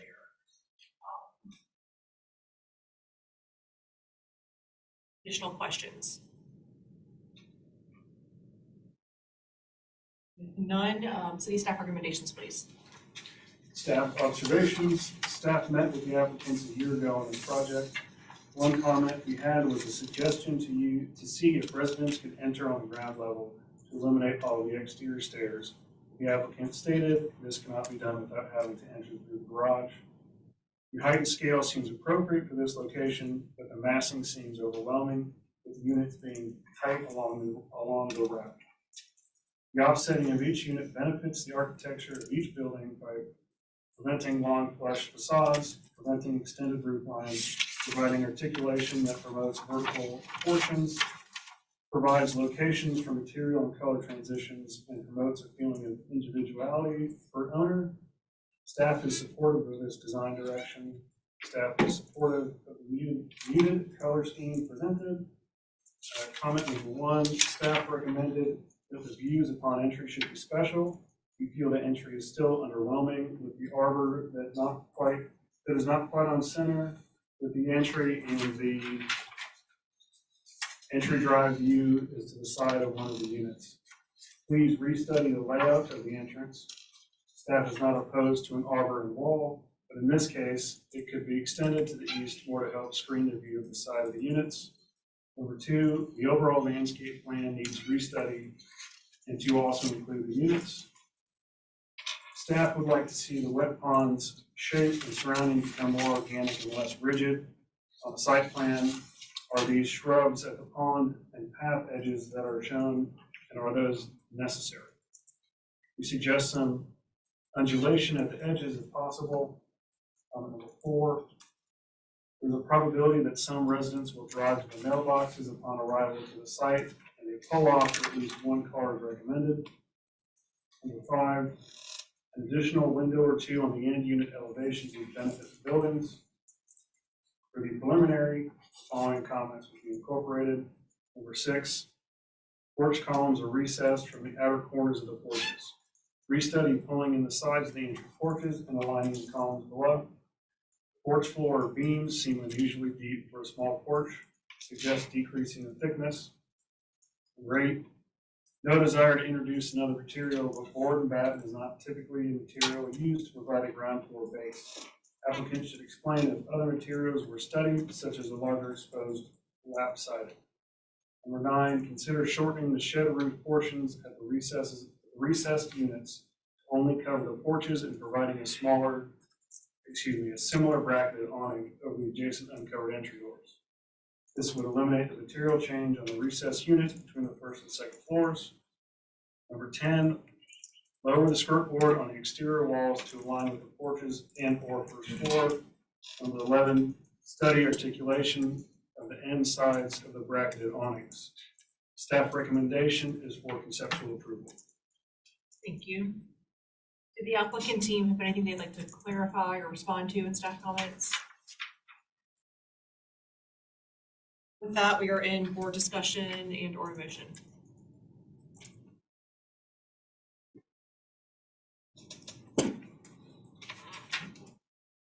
Staff question again.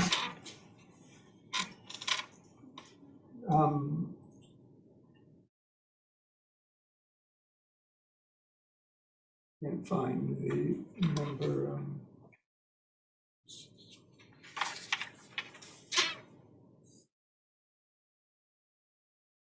You had talked about the elimination of the, oh, that's under preliminary, the elimination of the board and batten on the ground level. Sorry, I'm trying to find. Oh, it's item 8 in preliminary. Item 8, thank you for preliminary.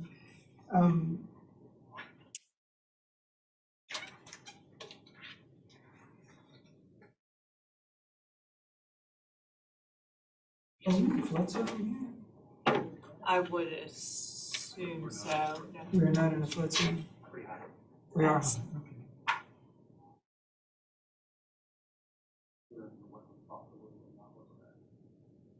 So, and you may not be able to answer this, but I'm just curious, what other materials had y'all discussed with the applicant? That I can't answer. Okay, that's all right, thank you. It said a larger lap siding, right? A larger lap side, I was just wondering about, okay. That was all the questions that I had. That's kind of a big issue. Conceptual.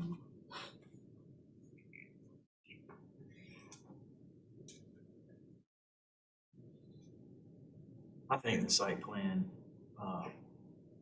needs a little work, especially at that point of arrival. Some of the staff comments about the pond, the wet pond, some of the spaces between the buildings, it looks kind of as an afterthought, maybe more aligned or a little bit of variety with the building types. Some vistas on site, they seem kind of disjointed. Staff comments too.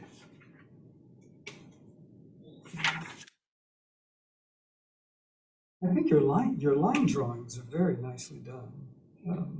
Can you go to that front elevation? That's on A201. I think I have a sense of where staff could be coming from a visual standpoint. I mean, A201, sufficient. One of the things that I know that the board has pushed for in the past has been the aspect of reading depth, particularly on the fenestration, which would be one of our comments, is to recess the fenestration to the greatest depth that's possible. But the way that this front elevation is starting to evolve, I mean, there's a really strong sense that depth and the shadows are starting to read. Where to me, where it's breaking down, I think, is the reaction that staff had from the design standpoint. It's when you go from that second and third horizontal siding to a board and batten at the base, and it starts getting more complicated. And I know that one of the things that we've talked about in the past is just simplifying. And I think that if you follow what staff is talking about by maintaining the horizontality along the base, that side and rear elevation begins to work better together and it breaks down from that first floor up. And I really do think it would help you out tremendously. Those end elevations, though, to me are really important and look to need more development. I think the scale, I'm assuming those small windows, trying to coordinate this, are restrooms, bathrooms upstairs. Yeah, that's what they are. And there's a sense that is, I mean, that's a fairly, what is the width of the building? That's 35 feet with 3 pieces of fenestration on it. So that fenestration, I fear, is going to get lost. And really, that whole elevation needs to have the same attention and care that those front elevations. And I would tell you that my feeling is on the rear elevations, it's the same thing. The work that you went through to break the front elevation, these rear elevations are just as visible as the front elevations. And consequently, they just really need more work in terms of the manner in which they're delineated. I mean, the line drawings are very nicely done, but I think that if you begin to look at that base, particularly with that vertical board and batting, get rid of that and go to the horizontal siding, and then really study the size of that fenestration that you have on the main first level there, you believe it would help out significantly. And then you just need some sense of depth on the rear elevations. I agree exactly what you're saying. That board and batten, it looks like the board and batten, the siding, and the cedar shakes are all in the same plane. Mm-hmm. It's 3 different materials. It just, I agree to simplify.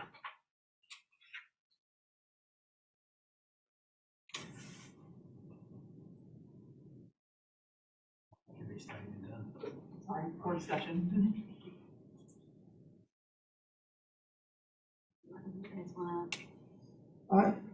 My feeling at this point is that it's evolving, and thank you.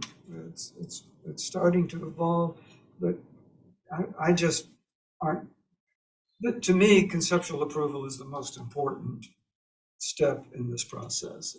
It really delineates and defines all the design issues, and I guess I've learned from the past that it's best to get those resolved right now before we go to preliminary. I'd be happy to make a motion, but I don't want to shortchange any comments. So, yeah, some. At this design, looking at the backyard, looking at the front area, I think I agree. Unfortunately, it seems like it lacks imagination a little bit. But I'm looking from a design standpoint, there's really no space for the homeowner. The back, I'm not sure what's supposed to be going on there.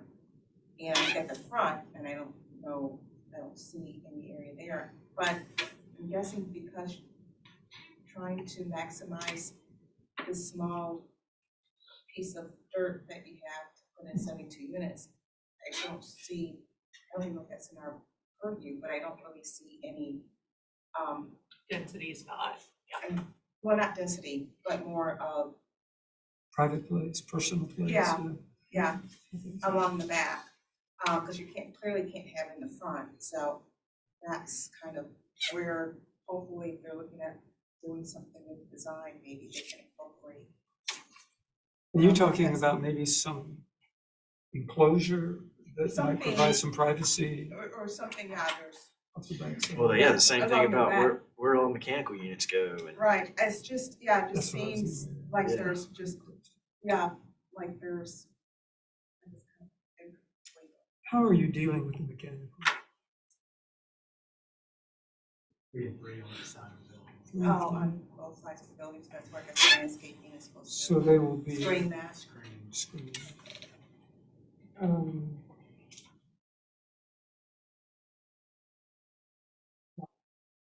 Follow exactly what Stephanie is saying. I mean, it's a wonderful project. I think it just needs more tweaking. I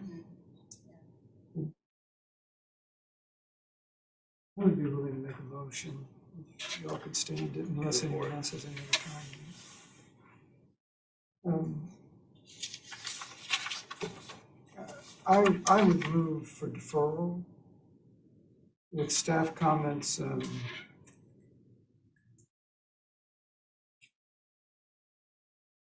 start debating something that I've already done. May I ask a question? How do you all feel about number one? Do you feel that the are underwhelming? Oh, this was the arbor. This is the, I'm sorry, yes. Staff comment, I'm sorry. I move for deferral with staff comment number 1, number 2, staff comment 3,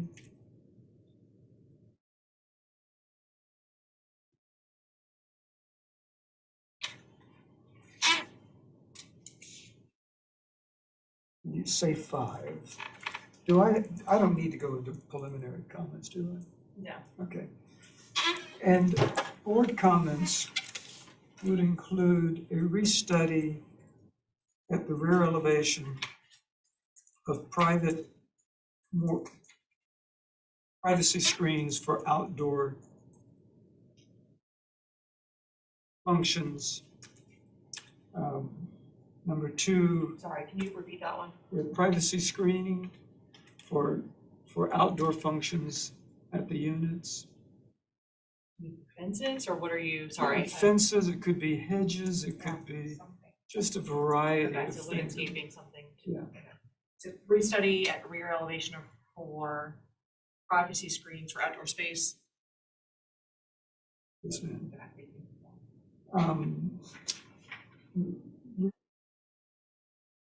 Restudy of the end elevation. That will provide a better balance of fenestration.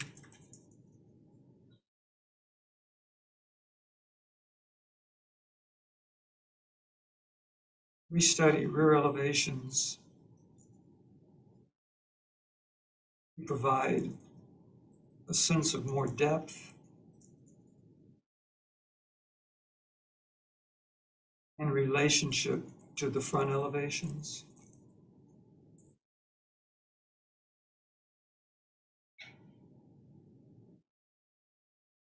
Restudy of the ground floor elevation.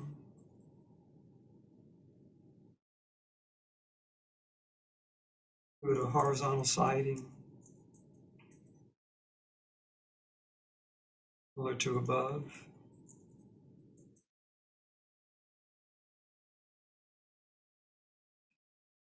Provide a screening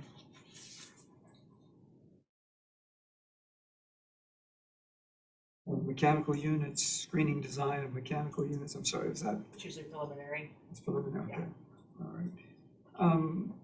Let me ask you, what about, can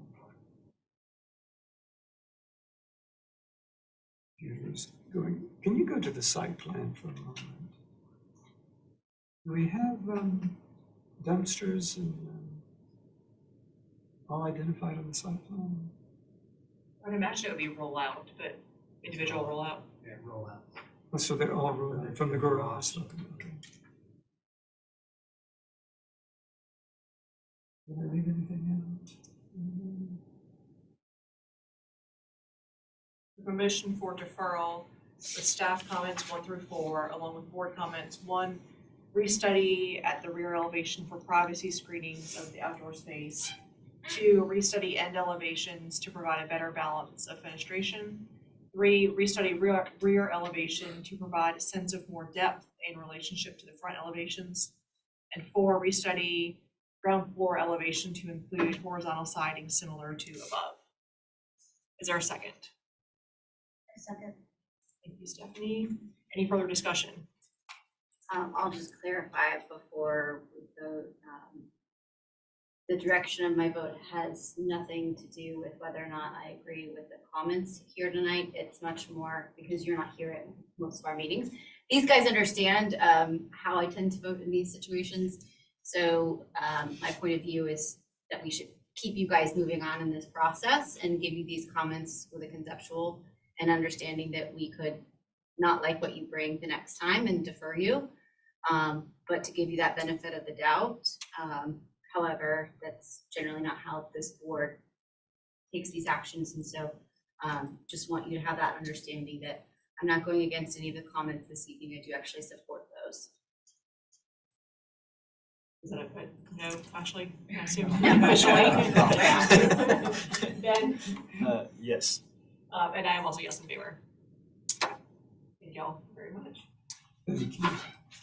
Next on the agenda is item number 4, 2280 Henry Tecklenburg Drive, requesting conceptual approval for the construction of a new affordable housing community with 69 units.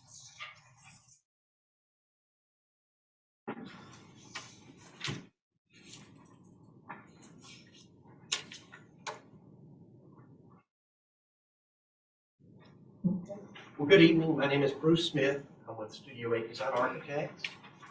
And I would like to start out, talk a little bit about the building. This is proposed multifamily housing. It is affordable housing, as the city has a need for affordable housing. This is a very tight site, so we had to approach it as a single building. Multi-story building with even parking tucked under the footprint of the building.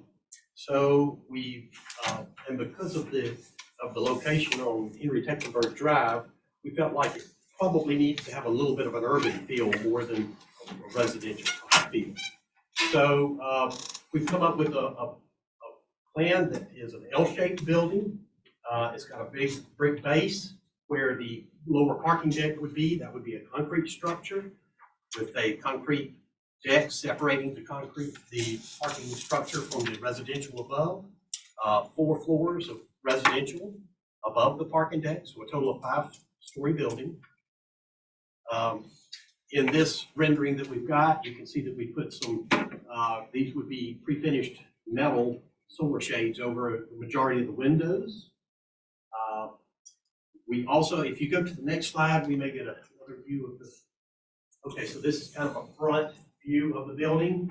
This is looking at it from Henry Tecklenburg. We propose to go with a darker brick base at the parking deck level. And then you see we've got some projecting elements with some brick accents. We propose to go with a little bit lighter brick in that location. And then the panel system that you're looking at beyond is a fiber cement panel system. Those are joints between the panels. We're looking at a couple of options there. We're looking at either a true jointed system, which can look very good and can look very bad. There are extruded systems, aluminum systems that can create that joint and it's very clean and straight. The other option and more affordable option that we're considering on this project is a batten application to each of those panel joints.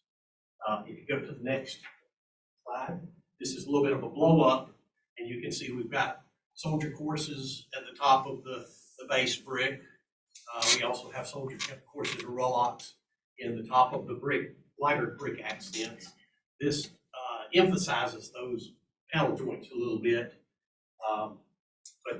And then we've got some metal screens down here in the parking deck area to soften some of the visibility of the vehicles that would be parked under there. Next slide. This is kind of an aerial view from Henry Tecklenburg. You can see we do have pedestrian access along.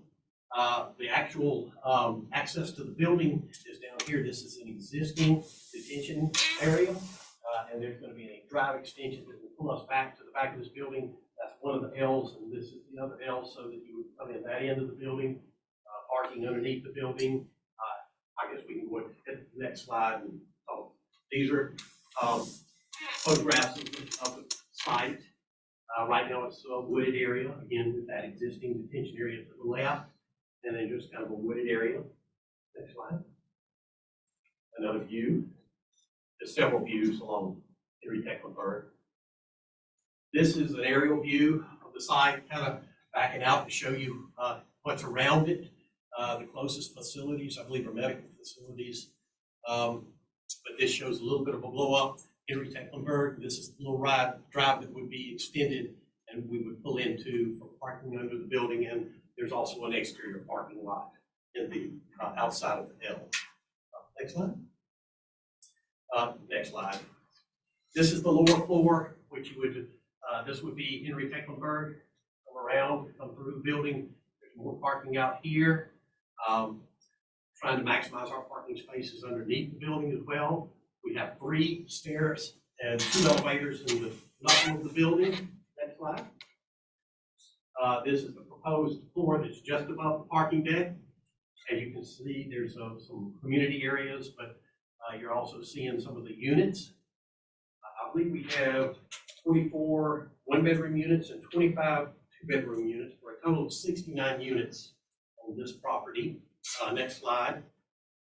This would be second and third floor.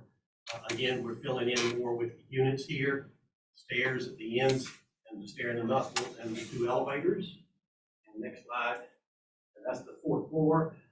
We have a larger community area up there. There are certain amenities that we provide through the South Carolina housing requirements. So we try to provide as many of those as we can above and beyond what the minimum is, just to create a nice environment. Next slide. Some of our elevations, the top of the building is at 57 feet, 4 3/4. We have a variety of, the first floor to floor height is 12 feet to give room for the structure for the parking deck. We've got a little over 10 feet for 10 feet 7 3/4 inches floor to floor beyond that. We do step the roof. This would be a low profile roof. We do step it some to break that all of the elevations up. This again is the north elevation facing Henry Tecklenburg. Talking about the metal solar shades, brick soldier courses. These are typical awning windows. And then these are fiber cement panels. Next slide. And again, we just carry that around all sides of the building, trying to create that rhythm and that feel, a little bit of an urban feel. Next slide. This is kind of a straight shot from Henry Tecklenburg. This shows one of the medical buildings that's actually down this road a good ways, but we were asked to kind of show it lined up with our proposed building just so you can understand the massing of the 2 buildings. In reality, this building would sit far back down that road. You wouldn't see them side by side, but if you were to hold the 2 buildings up beside each other, that gives you a feeling for the massing. Obviously, we're a bit taller than the adjacent building.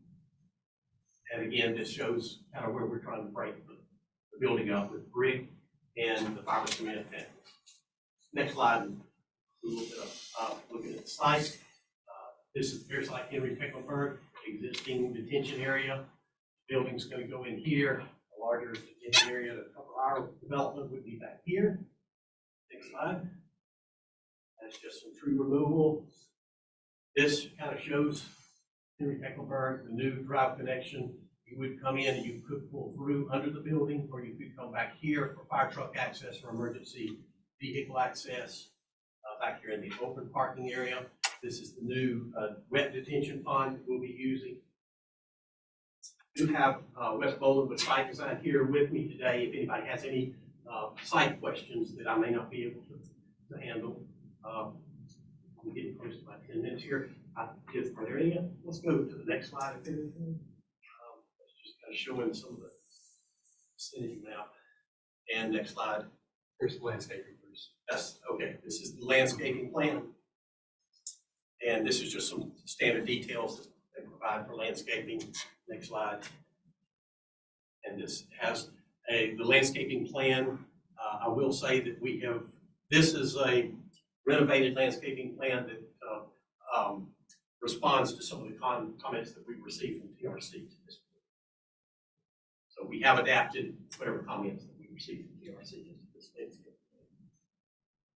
And let's see if there's another slide. I think that's it for this. Probably close to about 10 minutes. Any question? People ask questions or Thank you. Any questions? So the adjacent property uses your site for a detention pond? I can answer that. Yes, that is correct. This was part of a development done 20-something years ago. When they devise the property lines for the site, that detention pond collects the runoff from the adjacent memory care. We are not using that detention pond. It wasn't designed for our use. And with the new special protection area requirements, it wouldn't work anyway. So that's why you're seeing such a large wet detention pond for this site, and how we kind of pushed everything developable into a smaller footprint with parking underneath it to maximize our area to meet those stormwater requirements. Gone through a TRC review once, and we're addressing those comments for our next submittal. You get into the building. Okay, if we could, obviously, there's a pedestrian connection up here, but the main entrance to the buildings are going to be at the ends where you've got the stairwells if you're at a lower floor and want to travel up the stairs. But the main entry point is going to be right in the knuckle of the building so that you would access it from the open parking lot or the parking lot that flows under the building. 2 elevators and a central stairwell. I saw where they were located. I guess my more specific question is, what is the front door? That might be a better way to put it. Well, actually, the front door wants to be in retail. And I believe the front door wants to be this little pedestrian entrance. But we realize that very little traffic is going to come into the site. So that knuckle of the building is really going to be the main entrance coming off of this parking lot, unless you park under. What I see right now from your site plan and the ground level is that there are a bank of elevators and a stairwell in the center and the 2 stairwells on the end. But what I don't see is, how do you get to it? How do you get to the How do you, stairwell? on the ground level? On the ground level, how do you, well. Yeah, there's nothing. Can you go back? Can you go to the ground level for a moment? Thank you. I'm sorry. It should be A 0.1. Overall parking garage. Mm-hmm. Here we go. So there's going to be an entrance through the knuckle here, and these have been adjusted. We have rotated these a little bit, and I apologize that we didn't get this plan updated, but the stair has shifted over a little bit, and these have been rotated so that we've got good access to them from the parking deck under the building, but there's also going to be a stronger pedestrian connection right through here that would come in and get you to the elevators or the stair. So no access off Henry. Really, there's no access or defined front door off of Henry Tecklenburg. That is correct, other than we could, there were some thoughts about that. Okay. And maybe doing a large street number at that pedestrian entrance is a thought. We could do a little canopy system there. We just don't anticipate a lot of traffic there, but I'm with you. I like a sense of arrival. I like a sense of what's the front of the building. Where's the head of this building? And so I think that if you're off-site looking in, it's that entrance off of Henry Tecklenburg, which is pedestrian. If you're into the site, then I think it's going to be the inside knuckle of the building that's going to be the. Have you met with staff in regards to the design? Yes, I have had some comments, feedbacks from the staff. Yes, sir. Did you look at, just seems like a big mass, large mass on Tecklenburg. I was just curious if you looked at any scaling it back from the street or rotating the building or pushing it back. We looked at a lot of options there. It's a very tight site. And having that existing detention area on it even makes it a little more challenging. But we did look at building the building, spreading it out and building it further over the new wet detention area, but that didn't seem to flow well. It's tended to eat up a lot of the site and it created a large building footprint that I would be, we have to get natural light into these units. So you can't get too wide with a building without having some type of light wells. But we have looked at a lot of options on this site because it is a very tight site. Could that wet detention pond get smaller if it was deeper? It has to be that size. Yeah, it's a It's in the floodplain area as well. It's all based on your outlet elevation. God, that's just huge. Yeah, we don't have. Takes up half your yeah, site. We don't have This wetlands site on the is- side. The question I had on the site was the existing elevation of the site is very low. You have elevations below 5 foot, I mean, I see a 4.5 foot existing elevation. Are you gonna be filling it all to get the parking? At least, usually the city requires up to like an 8 roughly. Yes, the road, I believe the road is, Tecklenburg is sitting about 7.5. Yeah. and our parking lot is sitting at 7. 2.5 feet of fill. Yes.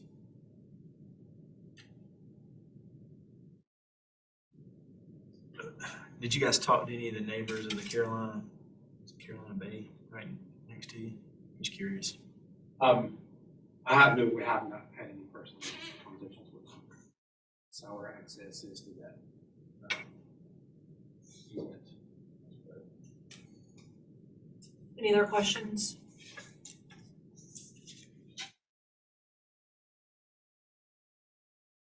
And one more, it sounds like the community space and all those requirements are dictated by the state affordable housing. Is there any requirements for outdoor space? There are some requirements for outdoor spaces. And I don't know if we define them well enough in a scale that would be visible here. But yes, there are outdoor requirements. And the amenities within the building, they're flexible. You can select certain amenities to provide. Right. What would you say the outdoor amenities are to meet those requirements? Well, usually what I see is an outdoor gathering space, which is a pavilion with a little hardscape area. Does not have to be super large. The other thing that I've seen in some of the senior properties. What are you providing here? Sorry, are you providing a pavilion here, or what are you providing this project? That was something that David had asked me about, and I need to confirm which amenities the gateway developer is going to request on this property. But the other outdoor amenity that I've seen is a community garden. It's a small garden. Sure. The residents are allowed to grow vegetables or flowers in. But those are the two, playgrounds in more family properties. I don't think that they've got a playground proposed for this. There's nothing right now, Shannon. I was just curious. Remember, this is 55.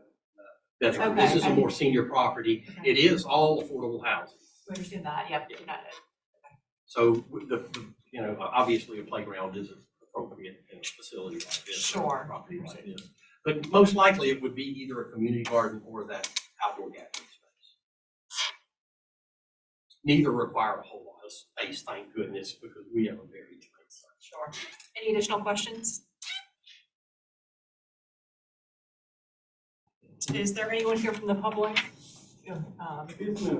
Yes, sir. Madam Councilwoman Chase, very nice to have your time today. Not a councilwoman, but She should be. So she'd have I'm a volunteer. I'm an engineer. I saw you were chosen or nominated. And to the DRB staff as well, and city staff as well. My name is Austin Doyle. I'm actually a lucky neighbor, and then also an elected official of the local HOA of my Marside town, the community. First off, a lot of respect for the people in the town in the room. I'm looking at Gateway Development. They're extremely profound. They do some great work. Honestly, somewhat of a legend. Mr. Smith, I've reviewed your work. Incredible around Augusta and the surrounding areas. Very talented. Really appreciate you guys being here today. I'm here to just kind of voice for my community the fact that you're looking at a home that maybe you're not getting the full picture. We love advertising and marketing. It's real easy in this town, but this is a little bit of a sales job. To your left, that's actually connected to that, is going to be the Ashley Gardens, the Alzheimer's home. So are you familiar with that? Have you walked this area, right? So you're actually sharing an entrance possibly with 69 units for a driveway there. Gosh, I know some of the folks there like to get out and walk or do activities. That's really interesting. We actually purchased there. We thought it was zone medical. That's what the selling owners of the property were actually showing it to us, the Pulte. Mr. Doyle, I'm so sorry. We are not allowed to discuss the zoning, Yeah. traffic, flooding. But Okay, if you can speak to the design, my pleasure. Thank you that, so much. anything that you can talk to with the site or the architecture or the layout, that would be great, because we have no purview or no say Mhm. over the zoning, the use, traffic, flooding. Okay. It is possibly easy for you all to notice that maybe the design flaws to this particular building somewhat not really cohesive with the medical plaza that the area was developed for. The entrance we feel would actually be a challenge to not only the people that live there, but also the traffic flow as far as safety. And then the front area, not necessarily a pedestrian area now, but we'll see if maybe any amendments might possibly offer that. We look forward to being cohesive and working well, but this is a street that we live on. Not sure if this is the right design. We won't get into the location specificity either. But yeah, thank you for your time. Thank you so much. Anyone else? Eric, go ahead. Eric Coleman, the West Ashley coordinator again. So I want to stand up and voice the city staff support for the 100% affordable senior living project as part of Plan West Ashley. Plan West Ashley recognizes the need for more housing to be made available in the community, especially affordable and attainable housing. West Ashley has many services that it can supply for seniors looking to retire or downsize to the area, but the area is quickly becoming unaffordable for some who have lived in the community for their entire adult lives or more. This project is 100% affordable units, allowing seniors to stay in their community in close proximity to Roper Hospital and USC West, and of course the Waring Senior Center, which is at the far end of Henry Tecklenburg Drive from here. The project is also a 9% LIHTC funded project, which means it has a very competitive and strict time frame. Anything that we can do to help the applicant receive quality reviews in a timely manner is appreciated. The LIHTC process does have benchmarks and requirements to it that are faster than our typical review times. Any delays can put the project at risk of losing funding. With that, I would request, much as Ashley mentioned in the previous motion, I would request that we actually do offer a conceptual approval with comments to continue this moving along in the process. And I will also state that we received a number of comments submitted online from the public. I don't know if it's appropriate for me to read names off because honestly, they were all outside of our purview. I can read them for the record, but again, all of the comments submitted in opposition were not within the board's purview. But Michael Tree, Jennifer Fisher, Carol Skeens, Marshside Town Owners Association, Linda Reardon, and Mr. Austin Doyle. So with that, public comment period is closed. Please staff recommendations, please. Thank you. Staff observations. Staff finds that the HSM of the proposed building is appropriate for this area. Regarding the front north elevation facing Henry Tecklenburg Drive, the facade is not somewhat symmetrical, and yet there are difference in the rhythms of the windows. Revise the right side bay to be consistent with the two others. This will bring some unification to the facade. On the east elevation, at the northeast corner of the building, there is a large area of blank wall of the facade with no windows.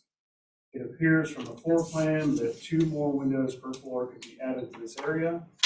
Add windows to each floor. 3, an awning at every window seems a bit busy. Study the use of the awnings and consider combining some single windows into pairs. 4, in the wider areas of the building facade, staff questions whether some of the single windows could become double wide. 5, study other siding choices rather than the flat cementatious panels with revealed seams. 6, staff recommends the screen at the garage openings be used at all of the openings. Perhaps all of the openings should be same or similar, same smaller sizes. Excuse me. Currently, the openings of the screens are a bit smaller than the openings with no screens. 7, staff recommends adding to the translucent screens at the garage opening an opaque strip across the back of the screen at the auto headlight level to reduce the amount of headlights from shining out. 8, at the garage opening, staff recommends completing the knee wall to connect with the columns walls rather than broken at the end as shown. If drainage is needed, this could be achieved by leaving 2 brick-sized openings in this knee wall, keeping cast stone caps on these knee walls. 9, staff recommends thickening the cornice a little at the top of the entire building. 10, on the west elevation at the far left, revise the 2 single windows to be a triple set of windows at the end of the corridor, consistent with the other areas, such as the far right section. Also, the far right bay should have a triple opening at the garage level, like shown on the far left bay. Staff recommendation, conceptual approval with conditions noted. Thank you. Mr. Smith, did you have anything you wanted to clarify or respond to in staff comments or public comments? Actually, some of these comments are things that we're already thinking about, so I appreciate it. Thank you. We are now in board discussion and or motion.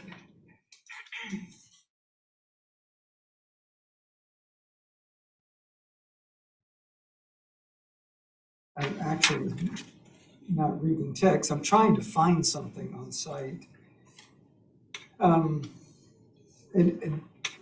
let me echo Eric's comments. I think that every member of this board is in full support of good affordable housing, well-designed affordable housing, and particularly in the site, as there are some rather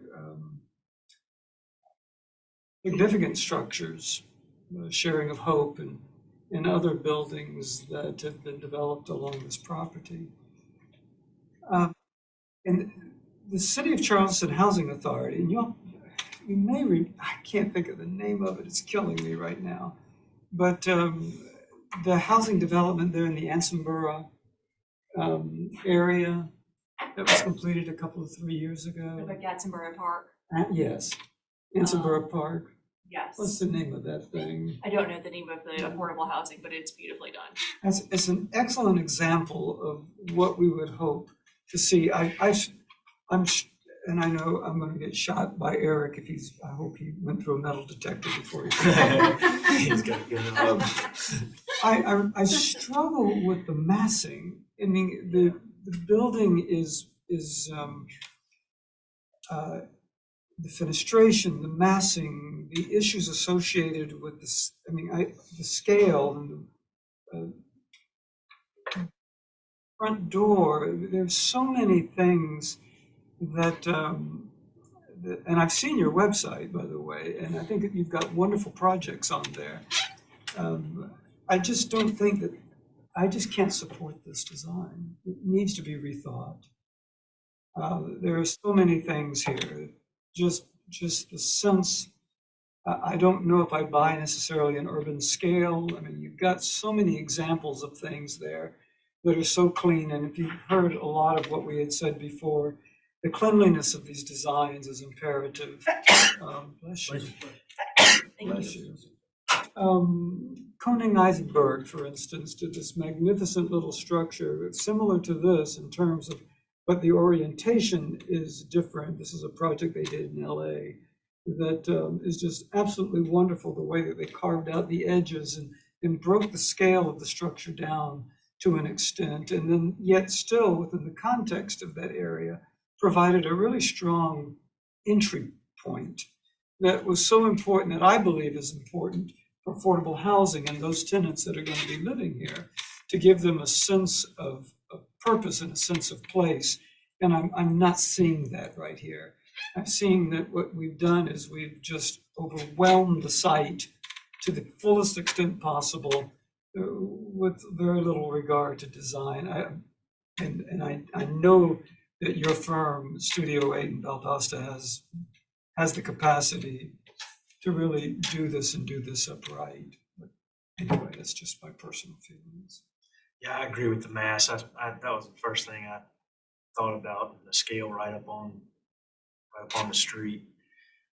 That's why I was asking about different orientations, but I feel the same way. I mean, it feels like a sheer wall right there on the street. And if you walk down that street, I've ridden my bike down it. It's, the scale's pretty low. But, I'd probably be okay with it if you had this much mass further back on the site, not just right up on the street, or if you stepped it back somehow. But I agree, it needs to be rethought, the articulation of the windows to the hardy, the rhythm of that front facade. I think it needs to be rethought. Even the elements that go vertically above are just facadal. They're very thin. And once you turn the corner, I mean, fine from the front elevation, but when you turn the corner, you begin to see how thin that piece is that projects vertically up. And it really needs to be rethought from a massing standpoint. I really think that there are ways, in spite of the tightness of this site, that the building in the two elements can be reorganized so that they begin to create even this sense of a courtyard. I think that's what's missing at this point in time. And unfortunately, we don't have our landscape members here, landscape architectural members here. But, when you look at affordable housing in all that, and I've not designed it, I have to confess, but in all the research and all the seminars and all the studies you go to, the aspect of the exterior and the horizontal development is just as vitally important as the vertical evolution and elevation of the buildings. You know this more than I, because you've done a lot of these. So, and that's what's missing right now. There's just no sense of placement. There's no sense that this is even Charleston. One of the neat things, if you go by, have you been by the Ansonboro site? I have not. I would tell you to go by there and take a look at, and I'm just too old to remember things, but the architect is out of Atlanta, one of his offices. Do you know? He's Eddie worked with him. But the guy that actually did the design, I'm sorry, I will find it, send it to David, and David will share this with you. I was going to ask how to spell that. I'm sorry? If you look up Gadsdenboro, Gadsen, Gadsden? Gadsdenboro Park, it fronts Gadsdenboro Park. And there's some market rate housing there, but there's also the affordable housing. And honestly, it's hard to tell the difference between the quality of architecture. That's good. But no, Agreed.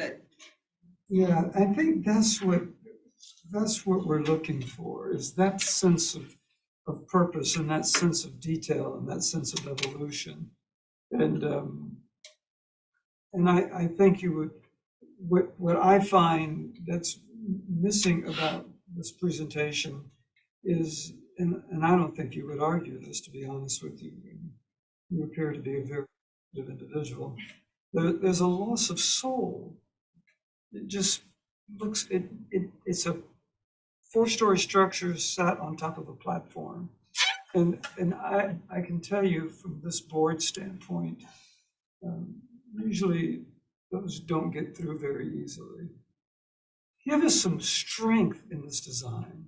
We know you can meet that challenge. I know you can meet that challenge.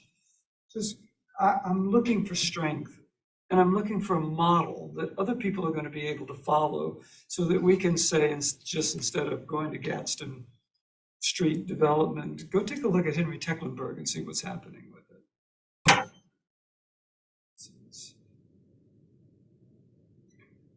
Clarifying question, did we determine already that the detention had to be situated where it is on the site? I'll let the engineer speak. I would imagine that the volume, the size and the footprint probably can't change, and that's probably the low spot. So I think ultimately probably need some discharge in the rear. That is correct. What's mounted on the plan west side is the access by water and sewer access. And there we have a deep buffer we observe out there too. And that is the low point of our site. And actually flows towards the plant northwest corner there, and that's where the discharge will be. So to answer your question, the detention pond, the location of the pond is where this one is discharged. The reason that the other one is tucked in the corner is they are discharging to an easement that goes in the opposite direction, goes east, and then it's all height. That way, I believe it goes into a ditch easement that drains around the hospital. Williams Terrace is the. William Terrace, that's it. affordable Thank you. housing. That's it. Had to Google it. Good job, good job. Good job. Lord.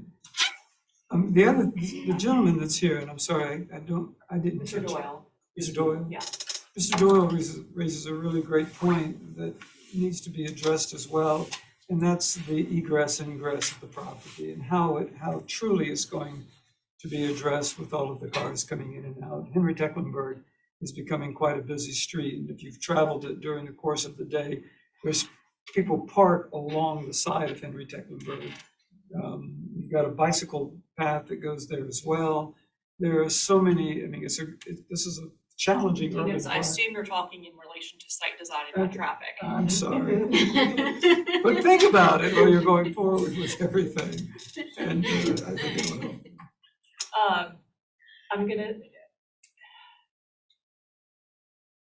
I struggle here a lot, I'm gonna sound like Ashley, that I don't want to lose momentum and timing on the project, but I also agree with the drastic design changes that need to occur. With regards to the timing, I mean, is it really in jeopardy? If So we're very dying. But see, I would argue that that's not our purview. That's not your problem. it's not our problem, our It's not your purview, problem. however, I understand the great need You and don't the wanna see it emphasis the leave. city is currently putting on affordable housing. And I don't want, it's just a tough situation, I mean, it really is. I guess my. What is the timing? Is it like 3 months, 2 months? You know, I'd have to verify that, but I was told that we really need to try to get through the conceptual this time with hopefully minimal comments. It won't, I will say And I that. understand everybody's comments, and I appreciate it. Yeah, I mean, When we're talking about reorienting the building on the site, is the thought to put the parking out towards Henry Mecklenburg? Because that's really the only other choice. I think that what we want to see is something that, well, I know that Ben mentioned that, and that might be a solution to you, but the absence of outdoor space, the absence of public gathering space, the absence of a defined entry, the absence of just an overall strong concept. I think when you take all of that into consideration and add them back in, you're going to be able to come to a solution. I know this is not an easy site, and isn't that why we lose our hair and turn gray? But it is some of the parameters. I had one question, actually, and thinking about parking, where are you as far as what's required and what are you providing? 'Cause I mean, typically with senior housing, you don't need as much. We are right at the state, and we are well above the affordable housing minimum. I'm sorry, the city of Charleston's minimum. The state, we are just at that, I believe, 82 spaces. Are you using the ULA? No, This one, ULI. ULA, it would be public, Oh, yes, that's I'm awesome. sorry. That's right, thank you, Robert. And there's nowhere near to be able to pick up that extra parking requirement for shared parking. I'm not aware of any. I don't think there's anywhere you can just share That's why I was parking. wondering with this, I was trying to think of that area. There's a lot of commercial. There's a lot of commercial in there that. I mean, you may not need the parking, but to be able to capitalize on saying it has shared parking somewhere, but I just don't know where. So sorry, you're well over the city requirement, but you're right at the state. State.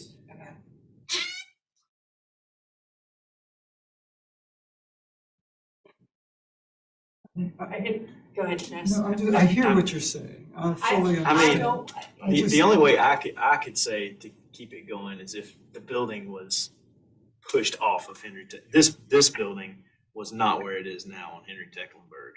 I think that big of a mass and the scale of the building next to the street is just too much.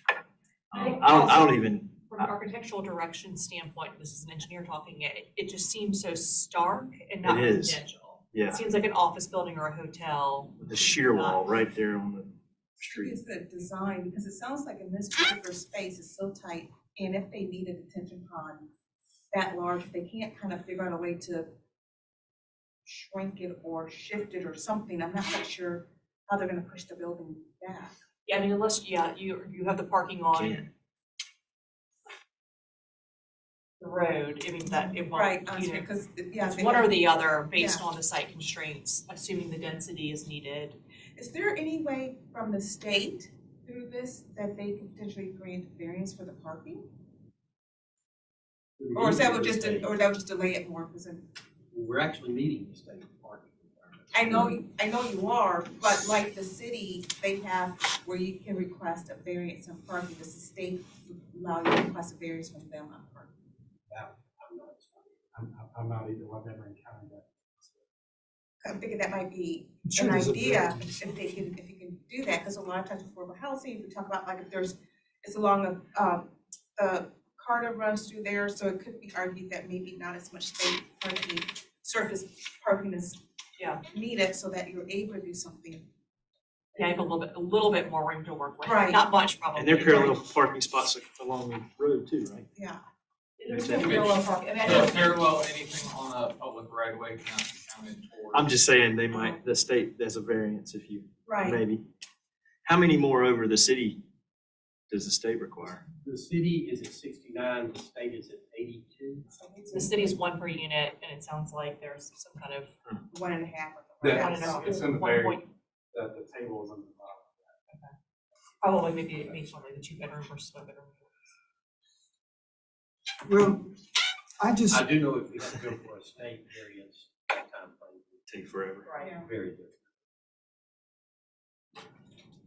I understand, just to get it off and get it going, and get rid of me, more importantly. It's just, I know that we're under a time constraint, but I know that in the end, DRB is going to be seen as the final source as far as, I think it was said tonight during one of the sessions, that we're the final line of defense for the community in terms of what constitutes good, appropriate design. And to me, this is just not appropriate. There's so many pieces that are missing right now that I believe that the city of Charleston has instituted in downtown projects, and we're just not seeing it here. So consequently, as quickly as you can go back to the drawing board, I would move for denial. Any comments? Is there a second? Yeah, I second. Is there any further discussion? If for some reason, obviously, say the motion carries, we could have a special call meeting as quickly as they give this to us to help that process move along. Right, we have to wait. I would have a question. Sure. Well, let's finish the motion. Let's follow a little bit of order at this point. But we would be able to do that to help, so we don't delay the process by having a special call meeting. Yeah, we're in, I guess, further discussion. I don't think you could because you have to get public notice. Yeah, no, it's up to 24 hours. For a special meeting. For FOIA, you just have to do 24-hour notice. We can look into that further. Yeah, I'm struggling because I don't want to hold this project up, but it needs a lot of design work. It does, and I was also gonna question, if the drainage requirements are such that this is the footprint that we have to work with, and the density requirements are such that this is the massing that we have to work with. Height. Is it just gonna be a no regardless, and should we just get there as quickly as possible? No. Go ahead, Dinos. No, I was just going to say, I think that I can see a variety of issues. Maybe there are two points of egress within the site itself, and you separate buildings and you begin to park underneath them and create a parking area, and the parking area can double in some fashion from a landscape standpoint that provides some wonderful public space together. It needs to be taken out of a model right now and put into a very creative process of resolution. Are you seeing 2 points of vehicular egress? I'm just I don't think throwing. you'll get another driveway permitted along the frontage. That's so narrow. If they're separated. Yeah, same. Yeah, I mean, I don't know. I mean, I don't know, but I do believe that there are probably, just as we're sitting here, struggling with a resolution, I think TRC is probably in a very similar position. And there are the possibilities that maybe some creative approaches that can substantiate. I mean, this is a hardship to me. This is a real hardship in terms of dealing with this and the site. And if the city is fully committed to seeing this through, you come up with the hardships of why one access won't work and you have to create two, but you show the solution with it. I think that there's a great probability that you can get an approval on it. Done it before. As long as it improves, if the design is an improvement upon what constitutes zoning, and Lee Batchelder is wonderful in terms of evaluating all of that. And you've got great guidance with Eric as well. The rest of the property's on a curve too, which doesn't help with That driveways. doesn't help, no, but it does begin to give a sense of what can happen when you begin to open that building up. Yeah. So, I think that's the biggest issue that I've got. It's what somebody said, I'm sorry, I don't remember, but it just creates this 60-foot wall that says low income housing, and you don't want that. I wouldn't want that if it were my neighborhood. I would want visibility. I would want to be able to see what was going on. I think the residents would want that as well. So I may be a lone vote here, Madam Chair. You are outstanding, so I will be quiet. But it's just, I don't see how we can give an approval on this or in any manner and ask them to go forward without, on a conceptual basis, without creating a real threat when you come back. The height of the property, is this the maximum height? It's That's it's maximum. within the maximum. It's 57. So we're pretty much at that. Yeah, we're close. It's still. 60 is the limit. And we are bound by this stormwater. Yeah, we understand that. Well, I don't, I mean, and I'm gonna be out again talking, I don't have an issue with the height. I think the scale. I was only asking because I was thinking maybe if there's like a step back solution where they could move some of those units from the front of the property towards the back, but if they're already at the limit of the entire. If they can soften it maybe with just adding some maybe trees or some additional landscaping in Yeah, front. the landscaping is very stark in the front. Pardon me? The landscaping is stark. Yeah. Or non-existent. Right. Certainly. Or, yeah, I understand. And that may help soften that frontage along the road there, you know, along the between the street and the sidewalk, and also even that may help kind of soften that. It just, because right now it is just very kind of like the buildings in your face. I mean, it reads like an office building. Yeah, it does. And so it maybe just soften that, or maybe the color palette, something that if they can't really move things around, maybe they can figure out a way to soften that. And the material palette that we were talking about. Yeah. I mean, It's an office building material palette, Yeah. not residential. well, the scale of those of solid spaces that are cementatious siding, extensive. And If it's. we're saying anything inaccurate, you're welcome to interject, otherwise, yeah. Well, there are some areas that I feel like we should add some windows. Yeah. I will say this, the only solution I see is to rotate the building and bring the parking out. If we break the buildings, we're creating significant costs that are going to be hard for us to overcome for.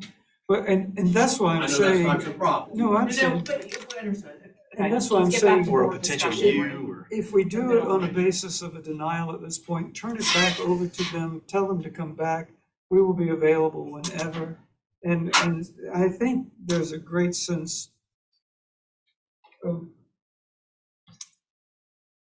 what the board is looking for.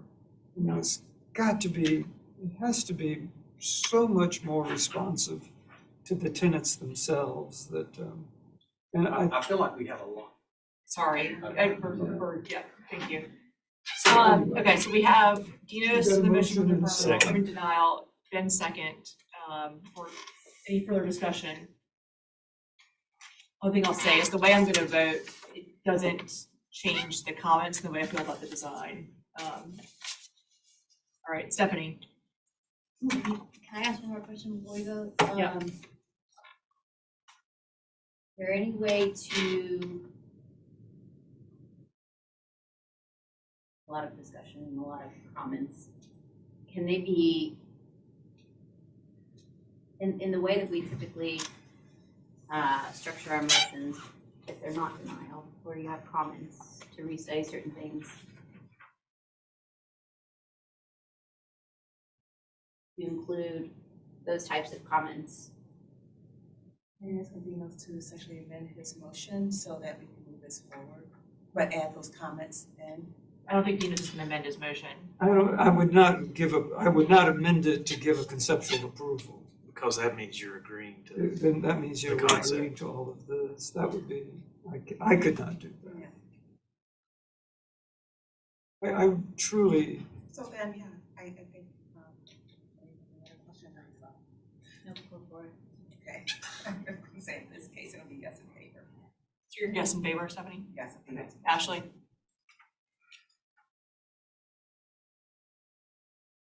mean, it's just, while I would love to give us conceptual with very clear things to restudy, basically we'd be saying restudy all of it, which isn't necessarily productive either. I mean, even And a things- deferral, I'm sorry, I should. No, go ahead. Deferral doesn't help either, you know, I mean, it doesn't give them approval, so there's really no. No. You know, and even things like the outdoor space, like that's something that generally we require being included in the plan. And so while I would love to give you guys some leash here, much like my comments for the last vote that we had, I just, as much as we've discussed it, I don't see another way to move forward. So I'm gonna be a yes in favor. I go it also, yes in favor, even though I don't. it pains want to us. It pains us. I think we all want to vote for it Yeah. and move forward. And I don't, you know, want it to be okay, that's done, the motion carries, but I don't want it to be misconstrued.